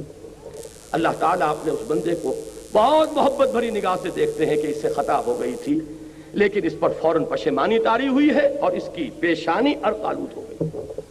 اللہ تعالیٰ اس توبہ کو قبول کرتا ہے، اور بلکہ میں نے تو ترجمہ کر کے آپ کو بتایا، اللہ نے اپنے اوپر واجب کر لیا ہے اپنے ایسے بندے کی توبہ قبول کرنا، لیکن خوب جان بوجھ کر 100 بہانے بنا کر کیا کریں، اس کے بغیر گزارا نہیں، اس کے بغیر تو کوئی ممکن ہی نہیں ہے، کاروبار نہیں ہو سکتا، فلاں کام نہیں ہو سکتا، ہے تو حرام لیکن اب کیا کریں۔ یہ جو آپ کی کولڈ کیلکولیشن کے ساتھ اگر آپ نے ایک حرام شے کو بھی اپنی زندگی میں مستقل قائم کر دیا، آپ کی ساری دینداری کی نفی ہو جائے۔ ان دونوں کے درمیان زمین و آسمان کا فرق ہے۔ اسی طریقے سے اجتماعی سطح پر زندگی کے کسی گوشے کو بھی مستثنا کر لیں گے تو وہ آپ کا زکوٰۃ کا نظام اور صلاۃ کا نظام جو ٹوٹے پھوٹے انداز میں جو بھی قائم کیا گیا یا نہیں کیا گیا، اس کی کوئی حقیقت نہیں رہ جائے گی جب تک کہ یہ ایک دفعہ 100% آپریٹو نہ ہو جائے۔ باقی جن چیزوں پہ اصل جھگڑے ہمارے ہاں ہوتے ہیں ان کا اسلام سے کوئی تعلق نہیں، کوئی نص نہ قرآن کی ہے نہ حدیث کی ہے کہ آپ کا نظام جو ہے وہ پارلیمانی ہونا چاہیے کہ صدارتی ہونا چاہیے، آپ کا کانفیڈریشن ہونا چاہیے یا فیڈریشن ہونا چاہیے، یونٹری سسٹم آف گورنمنٹ ہونا چاہیے، کوئی لیجسلیٹر بائی کیمرل ہو یونی کیمرل ہو، کوئی پرواہ نہیں، جو چاہو کرو، لیکن بس ایک دفعہ کو 100% آپریٹو کر دو۔ ہر شخص کو ہر وقت یہ حق حاصل ہو کہ وہ عدالت عالیہ کا جا کر کنڈا کھٹکھٹائے کہ جناب میں ثابت کرتا ہوں کہ فلاں قانون کی فلاں دفعہ کتاب و سنت کے خلاف کیجئے، آئیے علماء آئیں، جو آئیں آرگو کریں، ثابت کر دیں گے تو وہ کل عدم ہو جائے۔ اگر کوئی پارلیمنٹ کے زیر غور ہے کوئی قانون، ابھی وہ بل کی شکل میں ہے، ابھی وہ تجویز کی صورت میں ہے، اسی وقت آپ کنڈا کھٹکھٹا سکتے ہیں کہ اس کی فلاں شق جو ہے وہ کتاب و سنت کے منافی میں ثابت کرتا ہوں، وہ اسی وقت ختم ہو جائے گا۔ اس ایک چیز کو آپ قائم کر دیجئے کہ مطاع مطلق اللہ ہے اور زندگی کا کوئی گوشہ اس سے مستثنا نہیں ہے، اس کے دین کا غلبہ ہے پورے کے پورے نظام اطاعت پر۔ میں عرض کر رہا تھا کہ یہ قرآن مجید میں اصطلاحات متعدد ہیں، مفہوم ایک ہی ہے۔ بالکل آغاز میں فرمایا گیا تھا یا ایھا المدثر قم فانذر وربک فکبر، اے لحاف میں لپٹ کر لیٹنے والے صلی اللہ علیہ وسلم، اب اٹھو، کمر کس لو، اپنی عملی جد و جہد کا آغاز کرو، اور اس کا نقطہ آغاز کیا ہے؟ انذار، آخرت کی خبر دینا۔ نیند کے ماتوں کو جگاؤ، یہ سمجھے ہوئے ہیں کہ یہی بس دنیا ہی دنیا ہے، کوئی آخرت نہیں، کوئی حساب کتاب نہیں۔ انہیں بتاؤ کہ ایک دن اٹھنا ہے مرنے کے بعد اور اپنے رب کے حضور میں حاضری ہے اور جواب دہی ہے، اور تمہاری اس عملی جد و جہد کی منزل کیا ہے؟ تکبیر رب، رب کو بڑا کرو، یعنی رب کی بڑائی نافذ کرو، وہ نظام ہو جائے کہ جس میں مانا جائے کہ سپریم اتھارٹی اللہ ہے، ان الحکم الا للہ۔ اسی لیے میں نے سورہ بنی اسرائیل کی جو آخری آیت پڑھی تھی اپنے خطاب کے آغاز میں، وہ اس اعتبار سے کہ وہ آیت بھی میرے نزدیک توحید کے موضوع پر جامع ترین آیات میں سے قرآن مجید کی۔ قل الحمد للہ الذی لم یتخذ ولدا، کہو کہ کل شکر اور کل تعریف اس اللہ کے لیے جس نے کسی کو اپنا بیٹا اولاد نہیں بنایا۔ نمبر ایک، وَلَمْ يَكُنْ لَهُ شَرِيكٌ فِي الْمُلْكِ، اس کا کوئی ساجی نہیں ہے حکومت میں، حاکم حقیقی صرف وہ ہے۔ وَلَمْ يَكُنْ لَهُ وَلِيٌّ مِّنَ الذُّلِّ، نہ ہی اس کا کوئی دوست ہے اس کی کسی کمزوری کے باعث۔ تم دوستیاں پالتے ہو اپنی کمزوری کی وجہ سے کہ دوست کبھی کام آئے گا، جب اس وجہ سے کسی کی دوستی پالتے ہو تو دوست کی ناجائز بات بھی ماننی پڑتی ہے۔ اللہ کے دوست ہیں، اولیاء اللہ ہیں، لیکن کسی ظلم کے باعث نہیں ہے، کسی کمزوری کے باعث نہیں ہے کہ اس کا کوئی ولی اس سے کوئی ناروا بات تسلیم کرا سکے۔ وَكَبِّرْهُ تَكْبِيرًا، اور اسے بڑا کرو جیسے کہ اس کی بڑائی کا حق ہے۔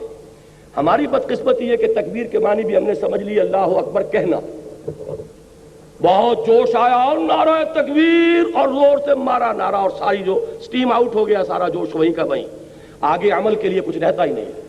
اور تکبیر کے معنی یہ سمجھے کہ اللہ اکبر کہنا، حالانکہ اللہ اکبر کہنا تو اس کے معنی جزون یا مجازن ہوں گے۔ تکبیر کے لفظی معنی کیا ہے؟ کسی شے کو بڑا کرنا۔ اس میں تصغیر تو آپ نے پڑھا ہوگا گرامر میں، کسی چیز کو چھوٹا کرنا، ریور سے ریویولٹ، بک سے بکلیٹ، یہ چھوٹا کر رہے ہیں، اس میں تصغیر ہے۔ کتاب سے کتابچہ، تسہیل کے معنی کیا ہے؟ کسی شے کو آسان بنانا۔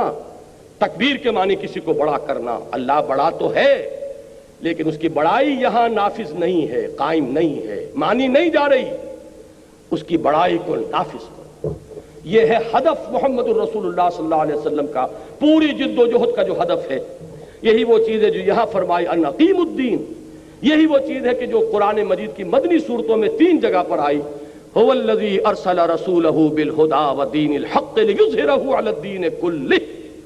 وہی ہے اللہ جس نے بھیجا اپنے رسول کو صلی اللہ علیہ وسلم الہدا اور دین حق دے کر تاکہ غالب کریں اسے کل کے کل دین پر، پورے کے پورے نظام اطاعت پر، کوئی بھی حصہ مستثنا رہ گیا۔ آپ کو معلوم ہے کہ کل میں سے چاہے چھوٹا سے چھوٹا جز نکال لیں، باقی جو ہوگا وہ بھی اب کل نہیں جز رہ جائے گا۔ 100 میں سے ایک نکال لیں گے تو 99 بھی کل نہیں ہے، وہ بھی اس کا ایک جز ہے۔ تو کوئی چیز بھی نکل گئی تو علی الدین کل ہی کا تقاضا ختم ہو گیا۔ یہی مفہوم آیا ہے سورہ انفال میں، اور یہ کب آیا؟ جبکہ حضور کی وہ انقلابی جد و جہد جس پر مجھے تفصیل سے گفتگو کل کرنی ہے انشاءاللہ، وہ جو آپ کو کوئی ایک نقشہ سا تقسیم ہوا ہوگا لاہور ناظم آباد میں، میری ایک تقریر کل ہے۔ یہ جو تکبیر رب ہے یا اقامت دین ہے یا اظہار و دین الحق علی الدین کلہ ہے، اس کے لیے جدید اصطلاح ہے اسلامی انقلاب۔ وہ اسلامی انقلاب کیا ہے؟ اللہ کے نظام کی بالادستی۔ اسی کے لیے جب حضور کی انقلابی جد و جہد کا مرحلہ وہ آ گیا، آرمڈ کانفلکٹ والا، مسلح تصادم والا، تو فرمایا گیا سورہ انفال میں وَقَاتِلُوهُمْ حَتَّى لَا تَكُونَ فِتْنَةٌ وَيَكُونَ الدِّينُ كُلُّهُ لِلَّهِ۔ اے مسلمانوں، اب جب کہ تمہاری تلواریں نیاموں سے باہر آ گئی ہیں، اب یہ واپس نیام میں نہیں جائیں گی جب تک کہ بغاوت اور فتنہ اور فساد بالکل فرو نہ ہو جائے اور دین کل کا کل صرف اللہ کے لیے۔ یہ کل کے لفظ پر غور کیجئے۔ آپ نے اگر کچھ اجزاء کو سمیٹ کر اور سمجھا ہوا ہے کہ آپ نے دین کو سینے سے لگا رکھا ہے، تو یہی ہے اصل میں مغالطہ، یہی ہے سنویت، یہی ہے تسلیس۔ کہیں دین انسان کے نظام زندگی کو 3 حصوں میں تقسیم کر دیا گیا۔ اسلام ہمارا دین ہے، بلکہ دین کی بجائے وہاں لفظ مذہب ہونا چاہیے تھا، اور جمہوریت ہماری سیاست ہے، اور سوشلزم ہماری وہ معاشیت کہا کرتے تھے معیشت کی بجائے۔ بہرحال یہ تسلیس ہے، اور جو سیکولرزم ہے یہ سنویت ہے کہ ایک ہمارا اجتماعی نظام ہے، اس کا مذہب سے کوئی تعلق نہیں، مذہب کا تعلق جو ہے وہ نماز روزے پرسنل لا سے ہے۔ یہ سنویت ہے۔ توحید کیا ہے؟ کہ پوری انسانی زندگی ایک وحدت، ایک ایسی وحدت کہ جس کا کوئی حصہ بھی اس سے منفک نہ ہونے پائے، این آرگینک ہول، حیاتیاتی وحدت۔ ایک ان آرگینک ہوتا ہے معاملہ۔ اگر آپ کا لوہا پڑا ہوا 10 من، آپ نے اس میں سے 2 من ادھر کر دیا، 8 من ادھر کر دیا، لیکن ہاتھی کا جو آرگینک ہول ہے وہ اگر 50 من کا ہے تو اس کو 20-20 من کے 2 حصوں میں کرو گے تو وہ ختم ہو جائے۔ یہ جو حیاتیاتی وحدت ہے، آرگینک ہول، اسلام ایک نظام زندگی کی حیثیت سے ایک آرگینک ہول ہے۔ اب میں یہ کل عرض کرنے والا ہوں اصل میں کہ اسلامی نظام جسے ہم کہتے ہیں اجتماعی نظام، وہ بھی در حقیقت اسی نقطۂ توحید کی شرحیں ہیں۔ یہ سب کیا ہے؟ فقط ایک نقطۂ ایمان کی تفسیریں۔ اسلام کا معاشی نظام، اس کی اصل اصول توحید۔ اسلام کا سیاسی نظام، اس کا اصل اصول توحید۔ اسلام کا سماجی نظام، اس کا اصل اصول توحید۔ لیکن وہ میری اس وقت کی گفتگو سے باہر ہے۔ بہرحال عملی تقاضا جان لیجئے، توحید، عقیدہ توحید کا عملی تقاضا اجتماعی سطح پر یہ ہے کہ اس نظام کو قائم کرنے کی جد و جہد کیجئے، اس کے لیے تن من دھن لگا دیجئے۔ یہی ہے جسے جہاد فی سبیل اللہ کہا گیا ہے اس آیت میں کہ قُلْ إِنْ كَانَ آبَاؤُكُمْ وَأَبْنَاؤُكُمْ وَإِخْوَانُكُمْ وَأَزْوَاجُكُمْ وَعَشِيرَتُكُمْ وَأَمْوَالٌ اقْتَرَفْتُمُوهَا وَتِجَارَةٌ تَخْشَوْنَ كَسَادَهَا وَمَسَاكِنُ تَرْضَوْنَهَا أَحَبَّ إِلَيْكُم مِّنَ اللَّهِ وَرَسُولِهِ وَجِهَادٍ فِي سَبِيلِهِ فَتَرَبَّصُوا حَتَّى يَأْتِيَ اللَّهُ بِأَمْرِهِ وَاللَّهُ لَا يَهْدِي الْقَوْمَ الْفَاسِقِينَ۔ تو یہ جہاد فی سبیلہ کیا ہے؟ اب اس کو میں علامہ اقبال کے الفاظ میں اگر آپ کے سامنے بیان کروں، اس قدر خوبصورت اشعار ہیں یہ، جب پہلی مرتبہ میں نے پڑھے تو دنگ رہ گیا کہ ایک شخص کی عظمت، اس کے فکر کی بلندی کا کوئی تصور۔ اقبال نے جو کہا تھا غالب کے بارے میں کہ فکر انسان پر تیری ہستی سے یہ روشن ہوا، ہے پرے مرغ تخیل کی رسائی تا کجا، تو میں سمجھتا ہوں کہ غالب کے بارے میں تو خیر انہوں نے کہا، اور میں اس پہ کوئی تنقید نہیں کرتا، میں سمجھتا ہوں کہ کچھ احتراماً ادباً کہا ہے۔ حقیقتاً یہ شعر اگر راست آتا ہے تو خود علامہ اقبال پر۔ فکر کی اس بلندی کو دیکھیے، مقام بندگی دیگر، مقام عاشقی دیگر، ذرا نوٹ کیجئے، یہ بندگی، یہ میں نے عرض کیا تھا کہ یہ پہلا تقاضا ہے عملی انفرادی سطح پر، اللہ کا بندہ بن جانا، ہمتاً اس کی اطاعت کو خالص کرتے۔ مقام بندگی دیگر، یہ بھی ابھی پہلا مقام ہے، اور یہ مقام تو وہ ہے کہ جس پر پورے اتر رہے ہیں فرشتے۔ مقام بندگی دیگر، مقام عاشقی دیگر، ز نوری سجدہ می خواہی، ز خاکی بے شذا خواہی۔ یہ نوری جو ہے فرشتہ، اس سے تجھے سجدہ چاہیے۔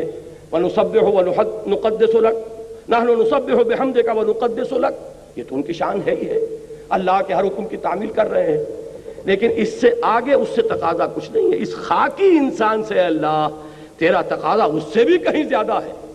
ز نوری سجدہ می خواہی، ز خاکی بے شذا خواہی، چنا خود را نگہداری کے بائیں بے نیازی ہا، شہادت بر وجود خود ز خون دوستاں خواہی۔ تو چاہتا کیا ہے؟ تیرے چاہنے والے اپنے خون کی سرخی سے تیری توحید کے نظام کو قائم کریں، تیرا نظام دنیا میں برپا کریں، اپنی گردنیں کٹوائیں۔ ان اللہ یحب الذین یقاتلون فی سبیلہ صفا کانہم بنیان مرصوص، اللہ کو تو محبت اپنے ان بندوں سے ہے جو اس کی راہ میں جنگ کرتے ہیں صفے باندھ کر، گویا کہ سیسا پلائی ہوئی دیوار ہے۔ یہ مقام عاشقی ہے۔ کیوں ہے؟ ذرا سمجھ لیجئے اس کو بھی۔ اس کو ایک حدیث کے حوالے سے بہت خوبصورتی سے سمجھا جا سکتا ہے۔ حضور فرماتے ہیں، یہ ویسے تو بیہقی کی روایت ہے، لیکن مولانا اشرف علی تھانوی رحمۃ اللہ علیہ نے جو خطبات جمعہ مرتب کیے ان میں بھی یہ حدیث انہوں نے شامل کی ہے۔ اوحى اللہ عز وجل الی جبرائیل علیہ الصلوۃ والسلام ان اقلب مدینۃ کذا و کذا باہلھا، اللہ تعالیٰ نے حضرت جبرائیل کو حکم دیا کہ فلاں فلاں بستیوں کو اس کے رہنے والوں سمیت الٹ دو، تل پٹ کر دو۔ جیسے عذاب قوم لوط پر آیا یا کسی اور قوم پر آیا، اس طرح کے عذاب کی کا حکم، عذاب استیصال، عذاب ہلاکت۔ قال فقال، حضور فرماتے ہیں کہ اس پر حضرت جبرائیل نے عرض کیا بارگاہ خداوندی میں، ان فیہا عبدک فلانا لم یعصک طرفۃ عین، پروردگار اس بستی کو الٹ دوں، درا حالے کہ اس میں تو تیرا وہ بندہ بھی ہے، فلاں بندہ جس نے کبھی پلک جھپکنے جتنی دیر بھی معصیت میں بسر نہیں کی۔ اب مقام بندگی پر با تمام و کمال متمکن ہونے کا اس سے آگے کوئی مقام ہے، کوئی مرتبہ ہے؟ ایک شخص اتنا زاہد، اتنا عابد، اتنا اطاعت شعار، اتنا فرما بردار کہ گواہی دینے والے کون ہیں؟ جبرائیل۔ کہاں دے رہے ہیں؟ بارگاہ خداوندی میں، جہاں ابو جہل بھی جھوٹ نہیں بول سکے گا۔ وقال صوابا، وہاں اور یہاں جبرائیل ہیں۔ کوئی مبالغے والی بات نہیں ہو سکتی، لیکن ایک مرتبہ میری زبان سے یہ الفاظ نکلے، یہ مبالغہ نہیں ہے، لیکن آپ زیادہ سے زیادہ مبالغہ کریں گے تو اور کیا کہیں گے؟ آپ سوچئے، اس سے آگے کہنے کے لیے کچھ ہے؟ لم یعصک طرفۃ عین، پروردگار اس نے تو تیری کبھی معصیت میں پلک جھپکنے جتنی مدت بھی بسر نہیں کی، اس کو بھی ہلاک کر دوں۔ قال فقال، حضور فرماتے ہیں کہ اس پر اللہ تعالیٰ نے فرمایا، اقلبھا علیہ وعلیہم، الٹو اس بستی کو، پہلے اس ناہنجار پر پھر دوسروں پر۔ کیوں؟ یہ کیوں دوہرا مجرم ہو گیا؟ فإن وجهه لم يتمعر في ساعة قط، اس لیے کہ اس کے چہرے کا رنگ کبھی میری غیرت اور حمیت کی بنیاد پر متغیر نہیں ہوا۔ وہ لگا رہا مست رکھو ذکر و فکر صبح گاہی میں اسے، اور پختہ تر کر دو مزاج خانقاہی میں اسے۔ اس کا معاملہ یہ رہا، وہ اپنی ہی ذاتی نیکوکاری میں اور عبادت گزاری میں اور دینداری میں لگا رہا، اس کی غیرت اور حمیت نے کبھی جوش نہیں مارا، اس کے خون کبھی کھولا نہیں اس پر کہ میرے قانون کی دھجیاں بکھر رہی تھیں، میری شریعت کا استہزاء ہو رہا تھا، منکرات پھیلتے چلے جا رہے تھے، اور تو فقط اللہ اللہ اللہ۔ یہ دوہرا مجرم ہے، لہذا پہلے اس پر الٹو، اقلبھا علیہ وعلیہم فإن وجهه لم يتمعر في ساعة قط۔ میں مثال دے کر سمجھایا کرتا ہوں عوامی اجتماعات میں کہ آپ کو کوئی ماں کی گالی دے دے، کیا ہوگا؟ اگر تو کچھ آپ میں جان ہے تو وہ جانے نہیں پائے گا، اور اگر جان نہیں ہے تب بھی کم سے کم اگر آپ اس سے انتقام نہیں لے سکتے تو پورے جسم کا خون تو ایک مرتبہ آپ کے چہرے میں آ جائے گا، آپ اپنی جگہ پر کانپ کر تو رہ جائیں گے، کھول تو اٹھے گا آپ کا خون۔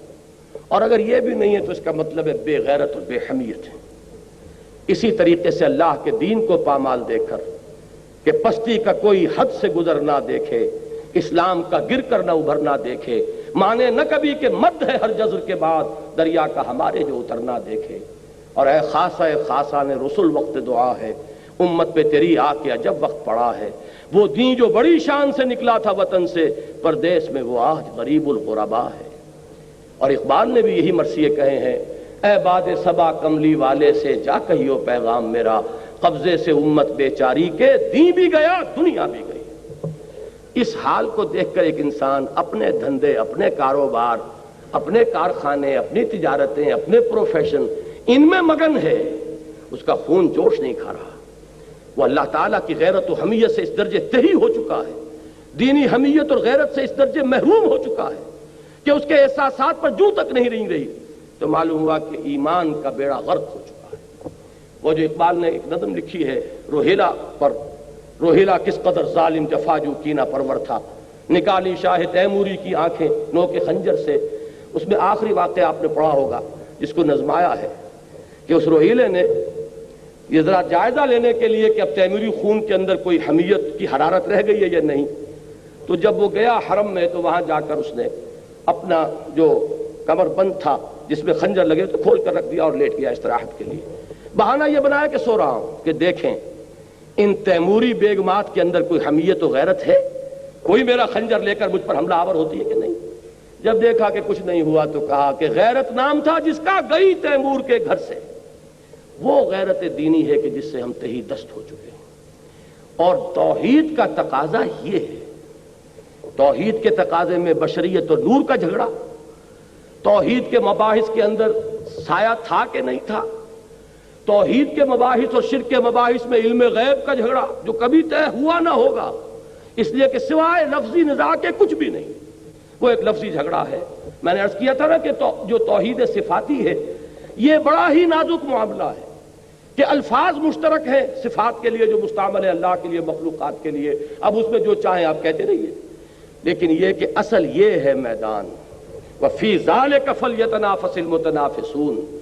توحید کا تقاضا تو یہ ہوگا اس پورے کرۂ ارضی پر اللہ تعالیٰ کے دین کا غلبہ یہ میرے اور آپ کی زندگی کا مقصود بنے، میری زندگی کا مقصد تیرے دین کی سرفرازی، میں اسی لیے مسلمان، میں اسی لیے نمازی، اور اس کے لیے پہلی منزل کے طور پر اس مملکت خدا داد میں اللہ کے دین کے غلبے کے لیے تن من دھن لگانا، لیکن اس کے شرط اولین وہی ہوگی پہلے اپنے وجود پر اللہ کے دین کو قائم کیا۔ اگر اپنے اس چھوٹے سے وجود پر اللہ کے دین کو قائم نہیں کر سکتے تو کوئی حق نہیں پہنچتا اسلام کا نام بھی اپنی زبان سے لینے کا۔ لیکن یہ ہے کہ اگر اس تدریج سے چلیں گے تو توحید کا عملی تقاضا انفرادی سطح پر پورا کیجئے، اور پھر توحید کا عملی تقاضا اجتماعی سطح پر پورا کرنے کے لیے کمر بستہ ہو جائیے۔ وہ تکبیر رب کے لیے جو میں عرض کر رہا تھا، اقبال کے دو اشعار وہ بھی بہت خوبصورت ہیں۔